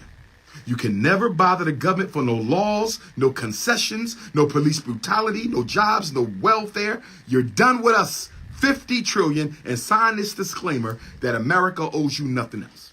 You got your 50 trillion, but I print the money. So if I gave you 50 trillion and I print the money, all I got to do is put 25 trillion into circulation the next day. I'm going to cheapen the value of the money I just gave you. See, you reparations Negroes ain't got no vision. You reparations Negroes ain't got no vision. You reparation Negroes ain't got no vision. I wonder who he's talking about. The minute they give you the 50 trillion. I wonder who he's talking about. Because I'm seeing people on this reparations thing, and I'm like, do y'all have an actual plan? Or y'all just asking for money, like your stimulus checks? Or you're asking for stimulus checks, or you're actually asking for something that is worth getting and building from, right? $1 billion check. They're going to put 25 trillion in the economy the next day to cheapen the value of the dollar. So what you thought was 50 trillion might be 10 trillion. In a few months, it might be 500 million. In about a year, it might be 100 million. What is wrong with you? Money cannot benefit you if they print the money. They print the money. They can make it no matter what. You're going to see a whole lot of helpers with BBLs. A lot of dudes out here with cars with new rims, right? Putting that money into all the wrong things. That's what they're going to do with it. You ain't going to see no businesses being, you might see a few, but most of that, you're not going to see businesses being started. You know what I'm saying? It's going to be a bunch of people spending it on nonsense. I'm telling you right now, you're going to see a whole bunch of chicks with new bodies and dudes driving expensive cars that they know they're not going to be able to keep. What they give you in reparations, they can print more of it and dump it into the economy and drop the value of your settlement. Come on, y'all. Come on, y'all. This is why you can't play the revolutionary Pan-African is cheap. You can't play the revolutionary Pan-African is cheap. And it bothers me. I'm going to come to Charles Barkley and Shannon Sharp in a minute. Oh, here we go. I'm going to come to Snow Bunny Charles and Snow Bunny Shannon in 1 minute. They love white women, especially Shannon Sharp. I ain't forgot about them. I'm going to come to Snow Bunny Charles and Snow Bunny Shannon in 1 minute. I ain't forgot about them. I got something to say about black men in the media. Oh, here we I go. got something to say to Stephen A. Smith, Richard Jefferson, Chris Broussard, Rob Parker, Mike Wilbon, Jason Williams. Here we go. I got something to say about them Negroes in the media. I'm going to come to them in a minute. I'm going to come to them in a minute. I'm going to come to them in a minute, brothers and sisters. I'm going to come and deal with the Uncle Ruckuses of mass sports media. Make sure y'all like the stream, man. We're going to get into it. I'm going to come deal with the stepping fetchers of mass sports media in 1 minute. But hold on. Let me get this right. See, here's what I think we should do. And I want y'all to let me know what y'all think. I want y'all to let me know what you think. I think we need to have a sit down with the leadership of the untouchable community. Black America and untouchable America need to have a sit down face-to-face conversation. Who with me on this? And we're going to lay out all charges against them as it relates to their exploitation and elimination of black America and elimination of certain leaders in black America. Y'all feeling me, brothers and sisters? We need to have a sit down with them because I'm trying to understand something. 3 questions, and I got a million questions for the untouchable leadership. I got a million questions for the untouchables, but let me just hit you with a few questions I have for the untouchables. I'm going to cover Charleston White probably another time. I was going to do it, but I decided to do this topic instead. This is just a few questions that I have for the untouchables. Question number 1. Abraham was an African. Abraham was an African. I believe he was born in Ur of Chaldea. He was an African. Moses, an African, educated in Kemet. They looked like me. Moses looked like me. Abraham looked like me. The 12 tribes, they look like me. When did the seed of Abraham? When did the seed of Abraham, brothers and sisters, I'm not being disrespectful, I'm being honest. One of the questions I must ask the untouchable, if the seed of Abraham look like me, when did the seed of Abraham cease to be African and start being Neanderthal? I need an answer to this, brothers and sisters. Oh, man. I need an answer to this, brother. Yeah, when did they become Eurasian, right? Brothers and sisters, when did the seed of Abraham cease being Africoid and became Caucasoid? When did the seed of Abraham cease being Africoid and became Caucasoid? When did the seed of Abraham cease being Africoid and became Caucasoid? I need an answer. I'm not being disrespectful. I respect all groups, all peoples, but you got to tell me how this became that. Help me understand. Help me understand. And then I also got to ask you, them slave ships that brought my ancestors over here. Uh-oh. Them slave ships that brought my ancestors over here. Them slave ships that brought my ancestors over here, who financed which banks? Which banks?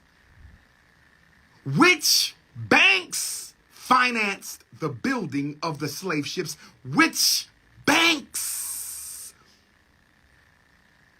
provided the insurance for my ancestors' human cargo? I gotta ask the untouchables, because y'all want the whole world to remember what happened to you, and I don't have a problem with that. What happened over there was wrong.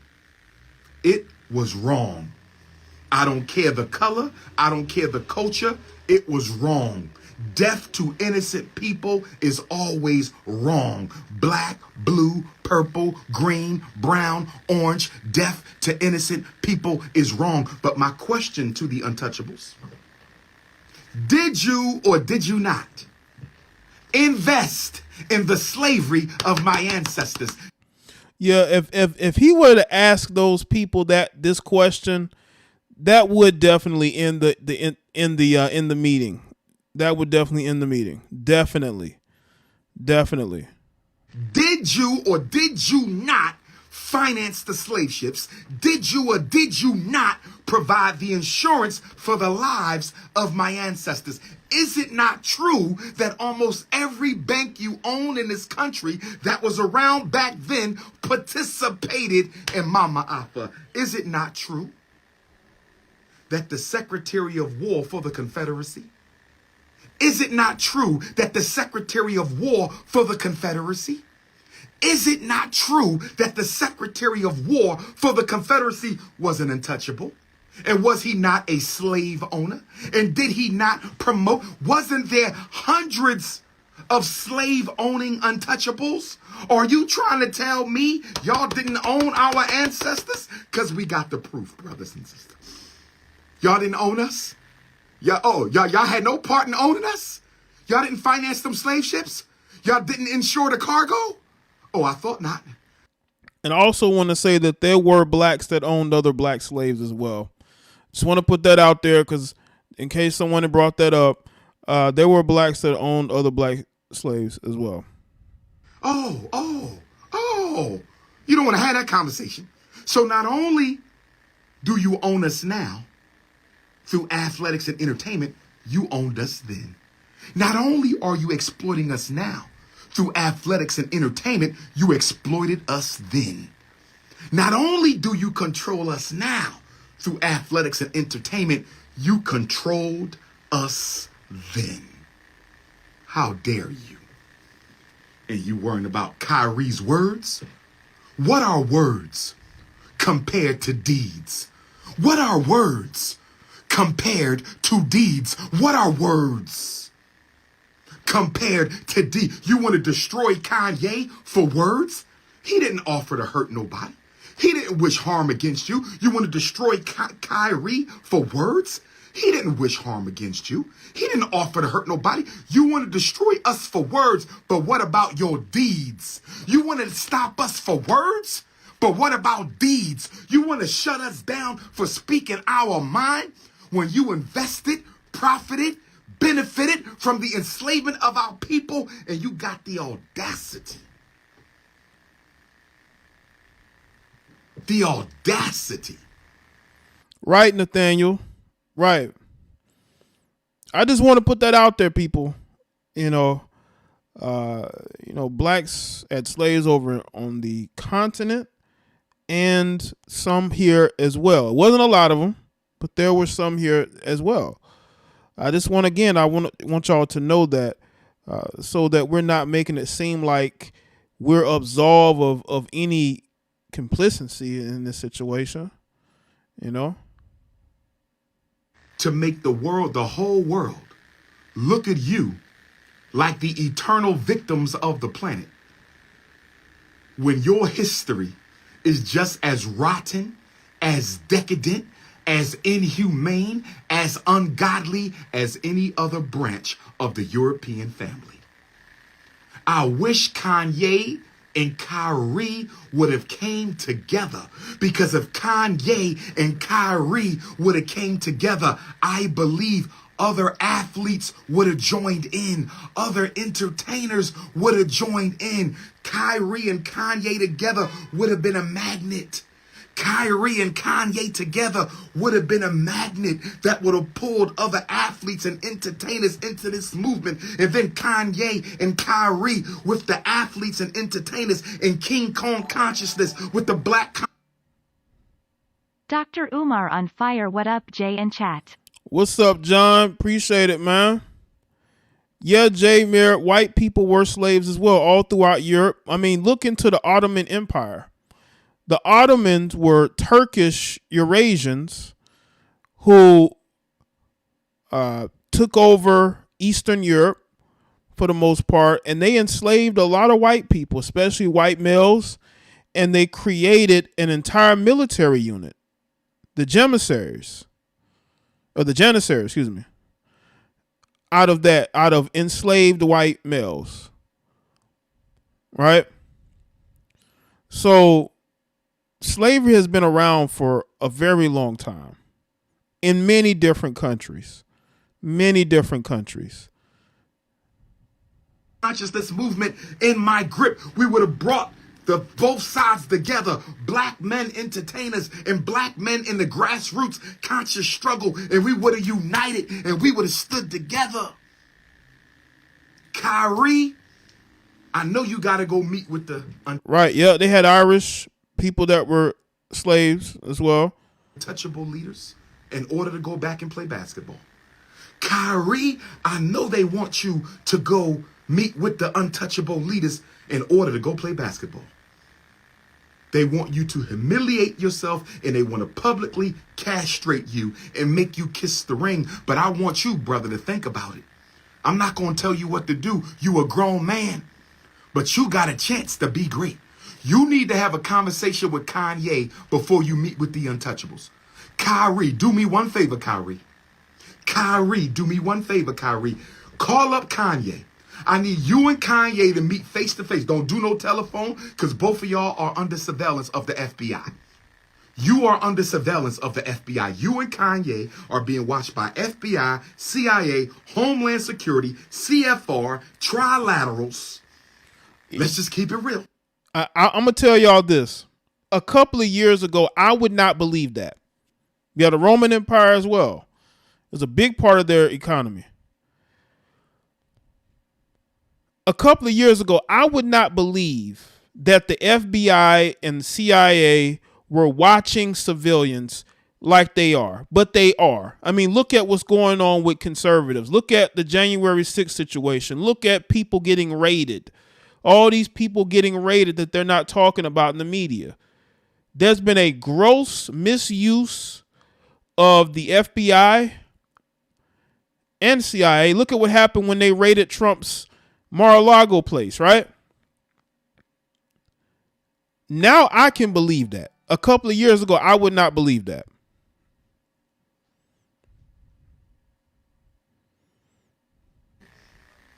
You talking about a billionaire and a multi-millionaire speaking truth to power. Y'all under surveillance. You two, they paying more attention to y'all than they paying attention to me, because y'all got the money to do what I'm trying to do. Kyrie and Kanye got the money to do what I'm trying to do. Kyrie and Kanye got the money to do what I'm trying to do. Kyrie, have a meeting with Kanye first. Before you go meet with the untouchables and sit in that damn chair, before you sit in that chair. Hamites enslaved Israelites, but both are melanated people. Blacks, Hispanics, and natives are the Israelites of the Bible. Hashtag Sakari. Appreciate that, Masha. And get your marbles cut off. Meet with Kanye. See if Kanye is serious or if he's just playing games. If Kanye is playing games, go ahead and meet with the untouchables. But if Kanye is willing to take this fight to the top, if Kanye says he's willing to take this fight to the top, then Kyrie, you might got to rock out with him. We talking about history, Kyrie. This is bigger than an NBA championship. Kevin Durant will get over it. Kevin Durant will get over it. And I'm a Kevin Durant fan, but Kevin Durant will get over it, my brother. We're talking about the salvation of 50 million here and 2 billion across the planet. You can initiate. You know what's fake outrage too? With the Brooklyn Nets. The Brooklyn Nets are bringing in Ime Udoka. Ime Udoka just got suspended for a year for sleeping with women in the who was married to someone in the organization. But that fake morality, like you're willing to bring in a guy that did what? You know? A revolution in political, social, intellectual, economic history and circumstance, Kyrie. You are on the brink of revolution, my brother. I want you to make sure you don't want to press on. It's okay if you don't press on. I'm not going to condemn you because you took a stand for me, my brother. So you and me is okay. Me and you is okay. I better not catch you with no snow bunnies. But me and you are okay, my brother. We good. That's what But he I'm care saying about. meet with Kanye. I care about. Because if Kanye is serious about pushing forth a black agenda, I think it behooves you to stand with him. I think it behooves you to stand. Because Kanye posted your picture, my brother. Kanye posted your picture. I'm telling you, you two coming together, y'all can pick up where Malcolm and Martin left off, my brother. You and Kanye can pick up where Martin and Malcolm left off. You can pick up where Marcus and Elijah left off. You can pick up where Douglas and Delaney left off. You can pick up where George Jackson and Fred Hampton left off. And y'all got the money to do it. Let's get the Black Wall Street popping, Kyrie and Kanye. Come on, y'all. Somebody got to do this. If not you, who? If not here, where? If not now, then when? I want to say this. I want to say this. I want to say this. Charles Snow Bunny Barkley. Oh, here we go. Shaquille Snow Bunny O'Neal. There we go. Jalen Snow Bunny Rose. Mike Snow Bunny Wilbon. Richard Snow Bunny Jefferson. Stephen Snow Bunny Smith. Jason Snow Bunny Williams. You 1, 2, 3, 4, 5, 6, 7, 8, 9, 10. You 10 Negroes. I want to call you the C word, Shannon but Sharp I can't as well. use the C word on Instagram. Instagram told me I can't use the C word. So since I can't use the C word, I'm going to use the Negropean word. But you 10 Negroes are a disgrace to your race. You have done more to undermine Kyrie Irving. You 10 Negropeans have done more to undermine Kyrie Irving than all the untouchable media in America. Mm-hmm. Charles Barkley, did I hear you say Kyrie should be suspended for what he said about the untouchables? You weak, fat, sloppy, unintelligent devil. And then I heard you say that your daughter is married to an untouchable. Your daughter is married to an untouchable. And so you took it personally what Kanye said. This is what Charles Snow Bunny Barkley said. He took it personal. But did you take it personal when Breonna Taylor got shot up? Did you take it personal when Sandra Bland got choked out? Charles Snow Bunny Barkley, did you take it personal when Tamir Rice got shot up for a water gun? Did you take it personal when Freddie Gray or Eric Garner or Philando Castile or Alton Sterling? Did you, Trayvon Martin, did you take any of that personal? I never heard you say nothing about them. I ain't heard Charles Barkley or Shaquille O'Neal say nothing in defense of Michael Brown. Y'all didn't say nothing in defense of Eric Garner. Y'all didn't say nothing in defense of Breonna Taylor. Y'all didn't say nothing in defense of all these Africans who were murdered by the police. But you want to come to the defense of a community that has never done a damn thing for black people.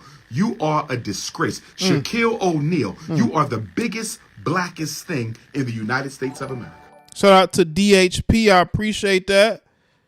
Thank you. Shaquille O'Neal, you are the biggest, blackest thing Biggest, in blackest the thing. United States of America, but you never cease to amaze me. Shaquille O'Neal, you never cease to amaze me. You always go out of your way to kiss the backside of your Neanderthal slave masters. I've never seen a black man as big and black as you. I've never seen a black man as big and black as you go out of his way. Go out of his way to prove his loyalty to his slave master. Chris Broussard, you are a disgrace. Rob Parker, you are a disgrace. I think Boyce Watkins did do a live stream speaking about this. So he has spoken on it. I don't know if he took it down, but I saw that he did that. He did like a panel, right? But yeah. Appreciate y'all being here. Make sure y'all like the stream and share the stream. Jason Williams, you was my favorite point guard in college. Jason Williams is my favorite NCAA Division I point guard of all time. But Jason Williams, I'm done with you now, because I heard you say the other day that you're disappointed that Kyrie Irving didn't personally go meet with the untouchable community. What is wrong?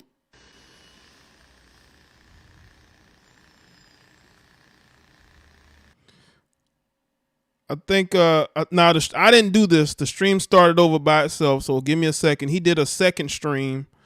This might be the. Let me go to the second stream because he did a second one. So yeah, it was getting good, and then it just cut off. Now it wasn't me. Once again, it was it just ended. It was over. But this is part 2. I'm going to part 2. This is part 2. Okay, hold up. Yeah. I am a firm supporter and advocate of bringing back the whipping post from slavery. Listen to me, brothers and sisters. Listen to me, brothers and sisters. This is King Kong consciousness. I believe we should bring back the whipping post from slavery. I need some of my brothers to go into the old museums and get the whipping posts out. That's right. Or we can make some new whipping posts. That's right. Charles Barkley, I sentence you to 5,000 lashes for conduct unbecoming a black man. I think that's just the sound. Shaquille O'Neal, I sentence you to 5,000 lashes for conduct unbecoming a black man. Richard Jefferson, I sentence you to 500 lashes. 500 lashes. Unbecoming a black man. He got the belt, got the strap. Stephen A. Smith, I sentence you to 4,000 lashes for conduct unbecoming a black man. Chris Broussard, Rob Parker, I sentence you both to 2,500 lashes for conduct unbecoming a black man. Michael Wilbon, you fat, bald-headed, no-neck midget, I sentence you to 3,000 lashes for conduct unbecoming a black man. Snow Bunny Shannon Sharp, you're the biggest and strongest of everybody on the list, so I'm going to have to sentence you for 10,000 lashes for conduct unbecoming a black man and saying that no black woman can make you happy. 10,000 lashes for Snow Bunny Shannon Sharp. Who else we got on this list? Jason Williams, you're going to get 2,500 lashes for that bullshit you said about Kanye needing to go meet with members of the Untouchable. Bring back the whipping post, brothers and sisters. I'm dead serious. A community without consequences will never have law and order. A community without consequences will never have law and order. A community without consequences will never have law and order. A community without consequences will never have law and order. Candace Owens,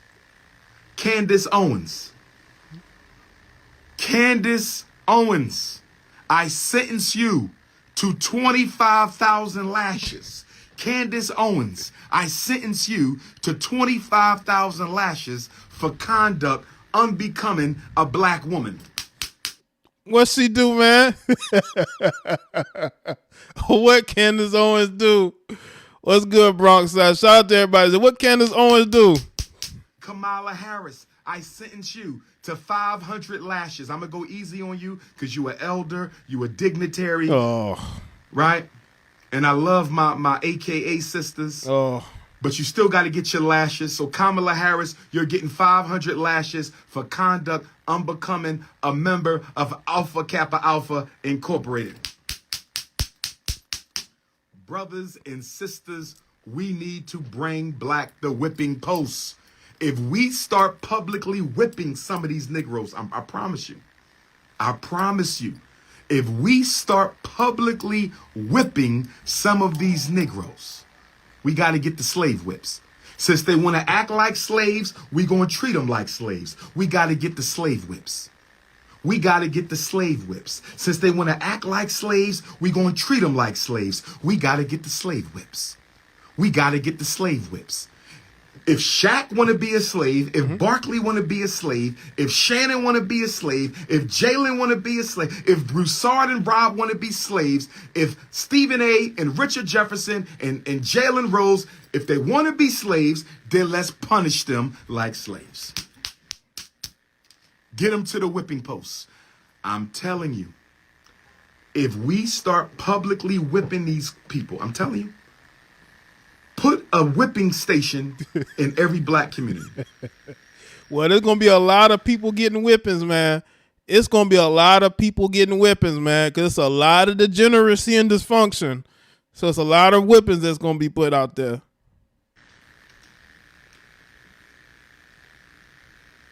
I just been suspended from TikTok for going live. I have just been suspended on TikTok for going live. I have just been suspended on TikTok for going live, brothers and sisters. Let me screenshot. Did I get it? Wait a minute. Let me screenshot, brothers and sisters. I have just been suspended from TikTok for going live. And they just told me I cannot go live on TikTok again until Nat Turner Day, November 11th. I've been suspended from going live on TikTok. I've been suspended from going live. By the way, I mean, who goes live on TikTok? I know TikTok's a big platform, but that's the last place I would look to go live. But I see what they're saying. Yeah, they flagged them live. How much y'all want to bet it was some Negroes that flagged him? I guess because he was, doing the belt thing. I think the belt thing is what got him flagged. This dude is talking about whipping Kamala Harris. That's why they flagged him. He said he gonna give 500 lashes to Kamala Harris, 25,000 lashes. See, it was all right when he wanted to beat on the men, but as soon as he said that he wanted to give Candace Owens 25,000 lashes, that he wanted to give Kamala Harris 500 lashes, they said, "Oh no, we got to get him off here." He's talking about beating women. Do something, On TikTok. I've been suspended from going live on TikTok, brothers and sisters. TikTok has suspended me. TikTok has just suspended me from going live. I'm suspended for a week. I got out of Instagram live jail 48 hours ago, and now I'm in TikTok live jail. I just got out of Instagram live jail 48 hours ago, and now I'm on TikTok live jail. I just got out of Instagram live jail 48 hours ago, and now I'm on TikTok live jail. I had 5,000 people watching me on TikTok. I had 5,000 people watching me on TikTok. I had 5,000 people watching me on TikTok. So now, it's back to Facebook and Instagram, baby. It's back to Facebook. If you can't see me on TikTok, go to Facebook, Dr. Umar Ifatunde. Go to Facebook, Dr. Umar Ifatunde. Go to Facebook, Dr. Umar Ifatunde. Or go to Instagram, Dr. Umar Johnson. Go to Instagram, Dr. Umar Johnson. Go to Instagram, Dr. Umar Johnson. Or go to Facebook, Dr. Umar Ifatunde. I'm in TikTok jail. Brothers and sisters, this is why you must subscribe to drumar.tv. This is why you must subscribe to drumar.tv. This is why you must subscribe to www.drumar.tv. But we not done, brothers and sisters. Yeah, definitely go to Rumble. Rumble's up and coming. If I was to stream anywhere outside of YouTube, it would be on Rumble. Maybe Twitch, right? Shout out to everybody that subscribed to me on Twitch. We not done, brothers and sisters. So TikTok has suspended me, but I'm still live on Instagram and Facebook. TikTok has suspended me, but I'm still live on Instagram and Facebook. What do I want to say? We need the whipping posts. We need to bring back the whipping posts because some of these Negroes need to be whipped. Y'all know I'm telling the truth. Y'all know I'm telling the truth. Kyrie, go have a sit down with Kanye. And y'all need to get all retired black athletes and musicians on record. Y'all need to get the contracts of all retired black athletes and musicians. Listen to me. Kyrie and Kanye, I'm going to help y'all quarterback this. I'm going to be your revolutionary consultant. I'm going to be Kanye and Kyrie's revolutionary consultant. Just imagine if Umar, becomes like a consultant for these guys, right? You know what I'm saying? I can see him being a consultant for these guys. It's a good, could be a good gig. Who knows? Revolutionary political consultant. Volunteer. You ain't got to pay me. You ain't got to pay me. Just get me some zebra cakes, some Schweppes ginger ale, a Philly cheesesteak. I don't want no money, brother. This is for the community. Just get me some zebra cakes, some Schweppes ginger ale, and a Philly cheesesteak. I'm going to be your revolutionary political consultant. I want you to interview and get the old contract like Kanye said. Kanye already spoke to this. Kanye already spoke to this. Kanye already spoke to this. Get all the contracts. Get Eric B contract. Get LL Cool J's contracts. Get Special Ed contract. Get Mos Def contract. Talib Kweli contract. Public Enemy, Chuck D contracts. KRS-One contract. Hey, shout out to the people that know what zebra cakes are. They used to definitely be the thing back when I was a youngster. Big Daddy Kane contracts. Cool G Rap with Sunkiss contracts. Cool Mo D, MC Light, Queen Latifah. Get all the contracts of the old artists and get all the contracts of the old actors. Not old, I take that back. Retired. They not old, they still rocking. Shout out to all the retired hip hop artists and retired black actors. We need y'all to get your contracts. Get them to Kanye and Kyrie. We're going to hire a black attorney firm. We're going to hire a black attorney firm. We're going to hire a black attorney firm, and they're going to evaluate all the black contracts, all the rappers, the singers, the comedians, the actors, and they're going to produce a comprehensive research report. They're going to produce a comprehensive research report and analysis that's going to say 85% of all blacks who signed on with agents and executives of untouchable owned publishing houses and movie houses and music houses were ripped off. They never got their royalties. They never got paid appropriately. They never got their true cut of the money. They never owned their own masters in almost no case. I want them to find the common threads through all these black contracts. That's right. That's right. And the retired rappers, and the Anita Baker, go at who all our old queen mothers? Gladys Knight, the Temptations, get all of their contracts. Get all their contracts. All the female actors, Alfre Woodard and Viola Davis, get all their contracts. Get all their contracts and hire a legal firm to go through the contracts and find the illegal language, the exploitative language, and then show us how they consistently exploit and deceive black entertainers. Oh, yes, brothers and sisters. And then we're going to put together a class action lawsuit. We're going to put together a class action lawsuit. Black America versus the Untouchables. Class action lawsuit. Black America versus the Untouchables for our publishing rights, our musical rights, our music rights. Now, I will say this too. You know, us as black people, we don't organize with each other. We are just people going in opposite directions, and there are more black people who are willing to sell out, and they're willing to not do anything with black people. You already hear the complaints about supporting black businesses. They got all these different complaints, but they shop at all these different non-black owned stores and businesses, but they complain about black businesses, right?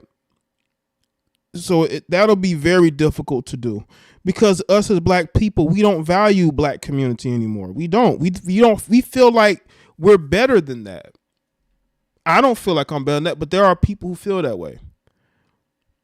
And most of those people are internet activists. They claim to hate racism, but they have a white spouse. They live in a majority white neighborhood. They don't have very many black friends. We are just people going in opposite directions. That's the truth. That's why it's so easy to attack one of us, because none of us are going to help that other person, especially when we are in a position to do so.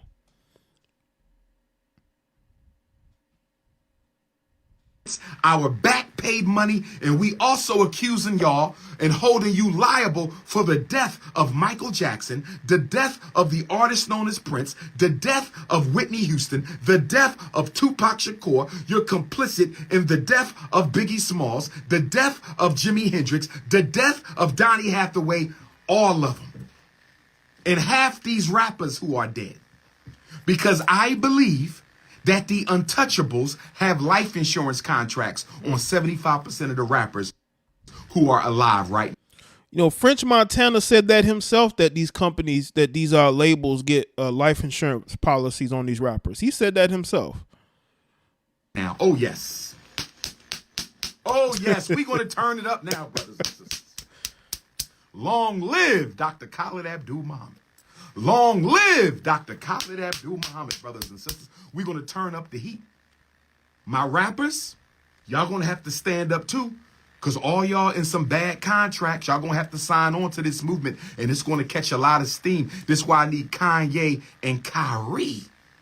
This is why I need Kanye and Kyrie to come together. Sam Cooke, I'm holding them liable for the death of Sam Cooke because he wouldn't give them the masters. Y'all got blood on your hands. This is what I'm saying. This is what I'm saying. I'm saying the untouchable community owes Black America reparations separately from the U.S. government. Let me say it again. Let me say it one more time. The untouchable community owes Black America reparations separate from the U.S. government. I'm going to say it one more time. The untouchable community owes Black America reparations separate from the U.S. government. Oh, yeah. Untouchable banks, untouchable movie houses, untouchable music houses, untouchable life insurance policies. And once Kanye and Kyrie get all the murders of these rappers investigated, once Kanye and Kyrie get the murders of all these rappers investigated, once Kanye and Kyrie investigate whether or not these music companies have life insurance policies on their performers without their knowledge. How many music companies have a life insurance policy on their rappers and singers that the rappers and singers don't know about? How many music companies have life insurance policies on the rappers and singers that the rappers and singers don't even know about? How many untouchable owned music companies? How many untouchable owned music companies have life insurance policies on their rappers and actors and singers that they don't even know about? Class action lawsuit. Now, I'm going to challenge the reparations people. For all you reparations people out there, I'm going to challenge y'all right now. Y'all ready for this? All you reparations people out there, so-called fake woke YouTubian reparations opportunists. Which one? Shout out to the YouTubians. Shout out to the YouTubians. Right? Shout out to all the fellow YouTubians. Of you are going to put out the reparations package that the untouchables owe Black America? I'm going to ask you again. Everybody claim they fighting for reparations. Everybody claiming they fighting for reparations. Everybody claiming they fighting for reparations. Which one of you reparations Negroes are going to put out a reparations demand specific to the untouchable community? I want to know. I want to know. Who is going to hold the untouchables responsible for their role in slavery, their role in the slave insurance, their role in building the slave ships, their role in owning the slaves, their role in life insurance exploitation, entertainment exploitation, Hollywood exploitation, athletic exploitation? Which one of you reparations people are going to put forth the reparations package to the untouchables? That's right. That's right. I would like to be a part of that. I would like to be at the negotiating table when we have the meeting with the untouchables to remind them of their Holocaust against Black America. Ain't that something? Ain't that something? You actually had a Holocaust against us. Woo! Ooh, oh, Lord. Oh, Lord. Oh, Lord. Let me snap the whipping post for that, brothers and sisters. Y'all actually had a Holocaust against Black people. And you have not been held accountable for the untouchable Holocaust against African people. And it is time for Black America to hold the untouchable community responsible for crimes against African humanity. From slavery to the music industry.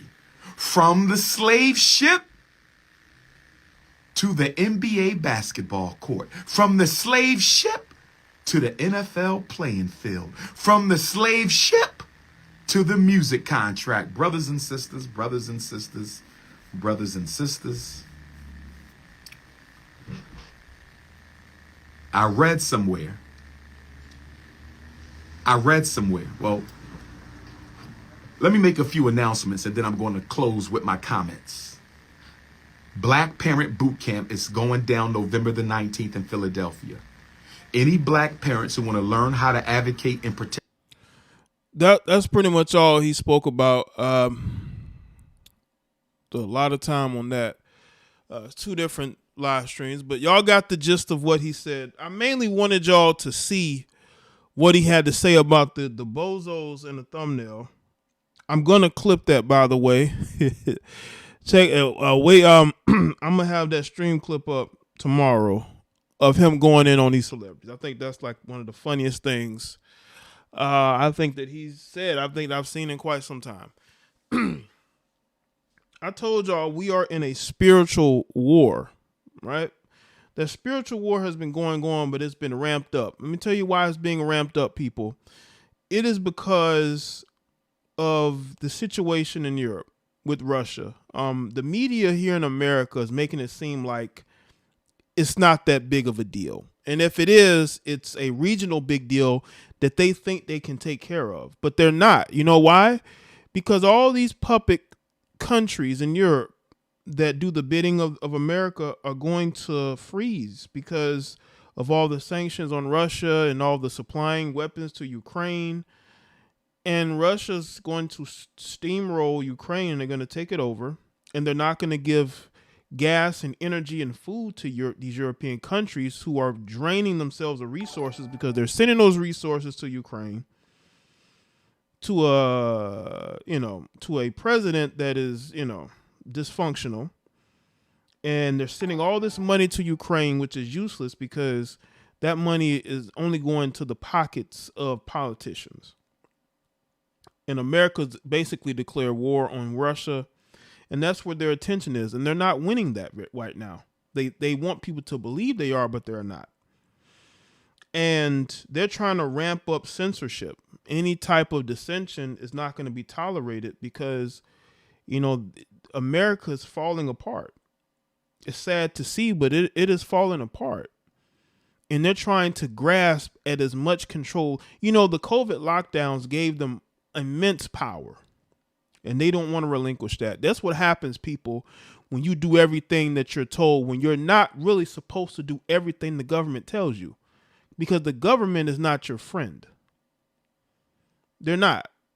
They're here to protect their own interests, and their interest right now is winning a proxy war with a country that is well equipped and is well a lot more organized than we are here in the government system. They're not as dysfunctional as we are, and I think that the attention of the people here is there. They don't care about this country. They don't care about it falling apart. They just care about propaganda and PR.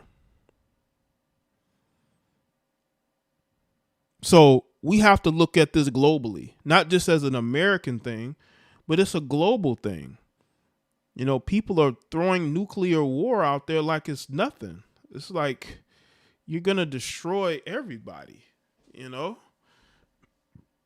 Are you prepared to do that? Thank you, Steven. Appreciate it, man. Is a diesel shortage? Yeah, and we're going to feel the effects here because I need a lot of people to stop listening to propaganda.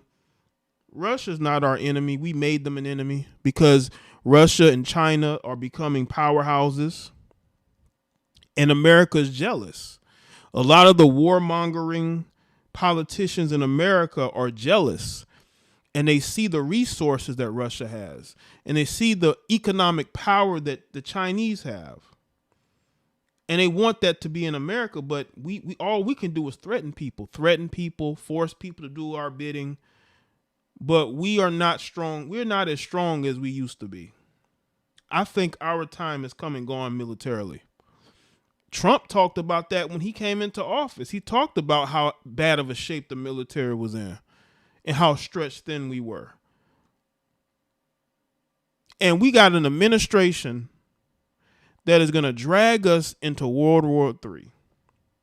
That is why they're ramping up the censorship towards anybody, whether it's celebrity or not celebrity. That's the type of people that we have in Washington. People who are willing to destroy this world, destroy this country, destroy other countries in order to win a proxy war. They're sending all that money over there. That's not a sign of winning to me. That's a sign of losing badly to me. When you're constantly sending billions of dollars, you ain't winning shit. You're not winning nothing.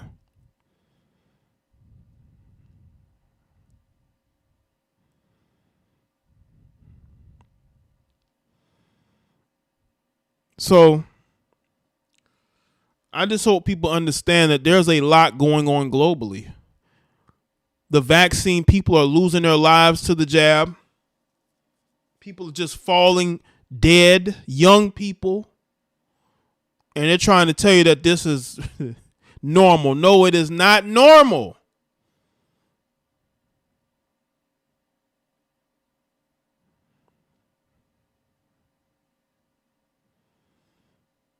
Well, the king, if there's no shortage, then that's fine. America's always going to find oil and gas.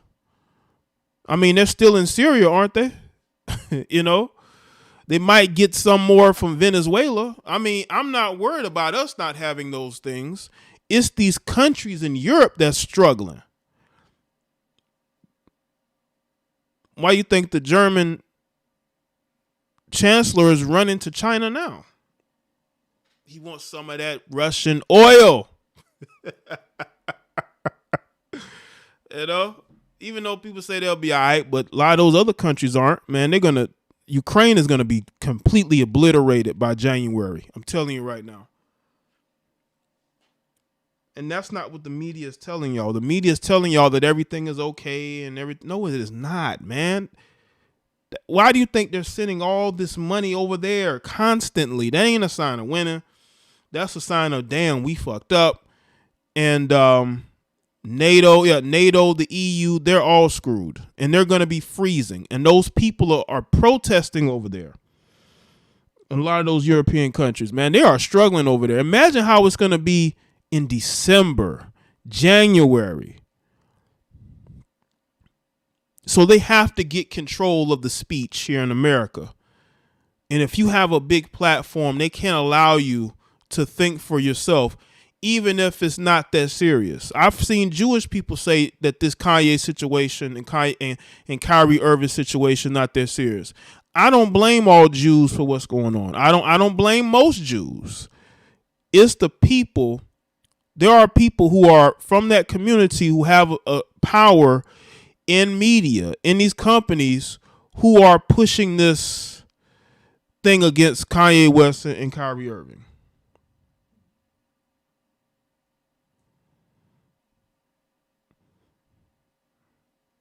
And you know what? Iran has their own drones. Drones that can't be picked up with through what do you call it? Anti-air defenses. Iran have they have been sanctioned more so than any country, and they made their own drones that are very difficult for, I think, air defense systems to pick up. They're very difficult and they're very effective. They said they're flying lawnmowers, but they're very effective, man. See, that's the ingenuity of people who know that the world is against them, right?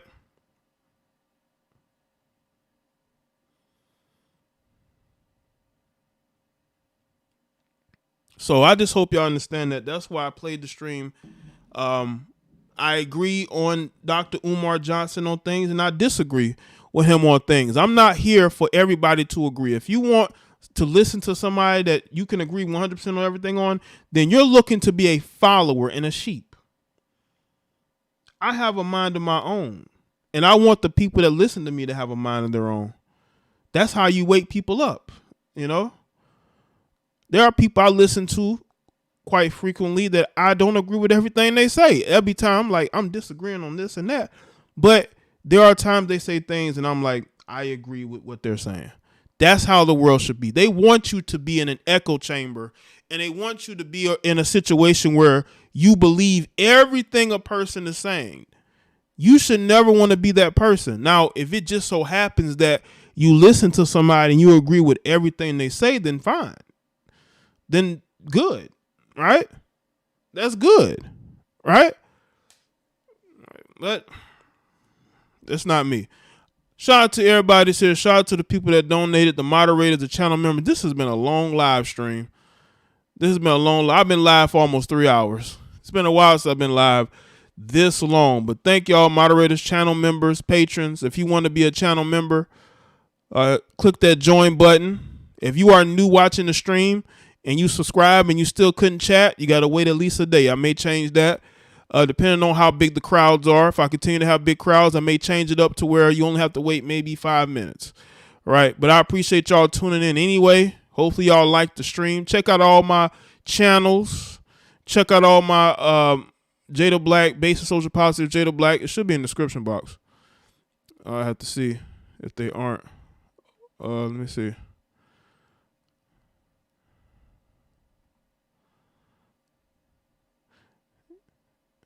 Yeah, just yeah, you can support me on Patreon, hit that Cash App as well. Twitter, Facebook, Instagram, go to my Teespring store and buy a shirt. All right. I appreciate y'all. I love each and every one of you, even the people that don't like me. It's all love, right? Love speech.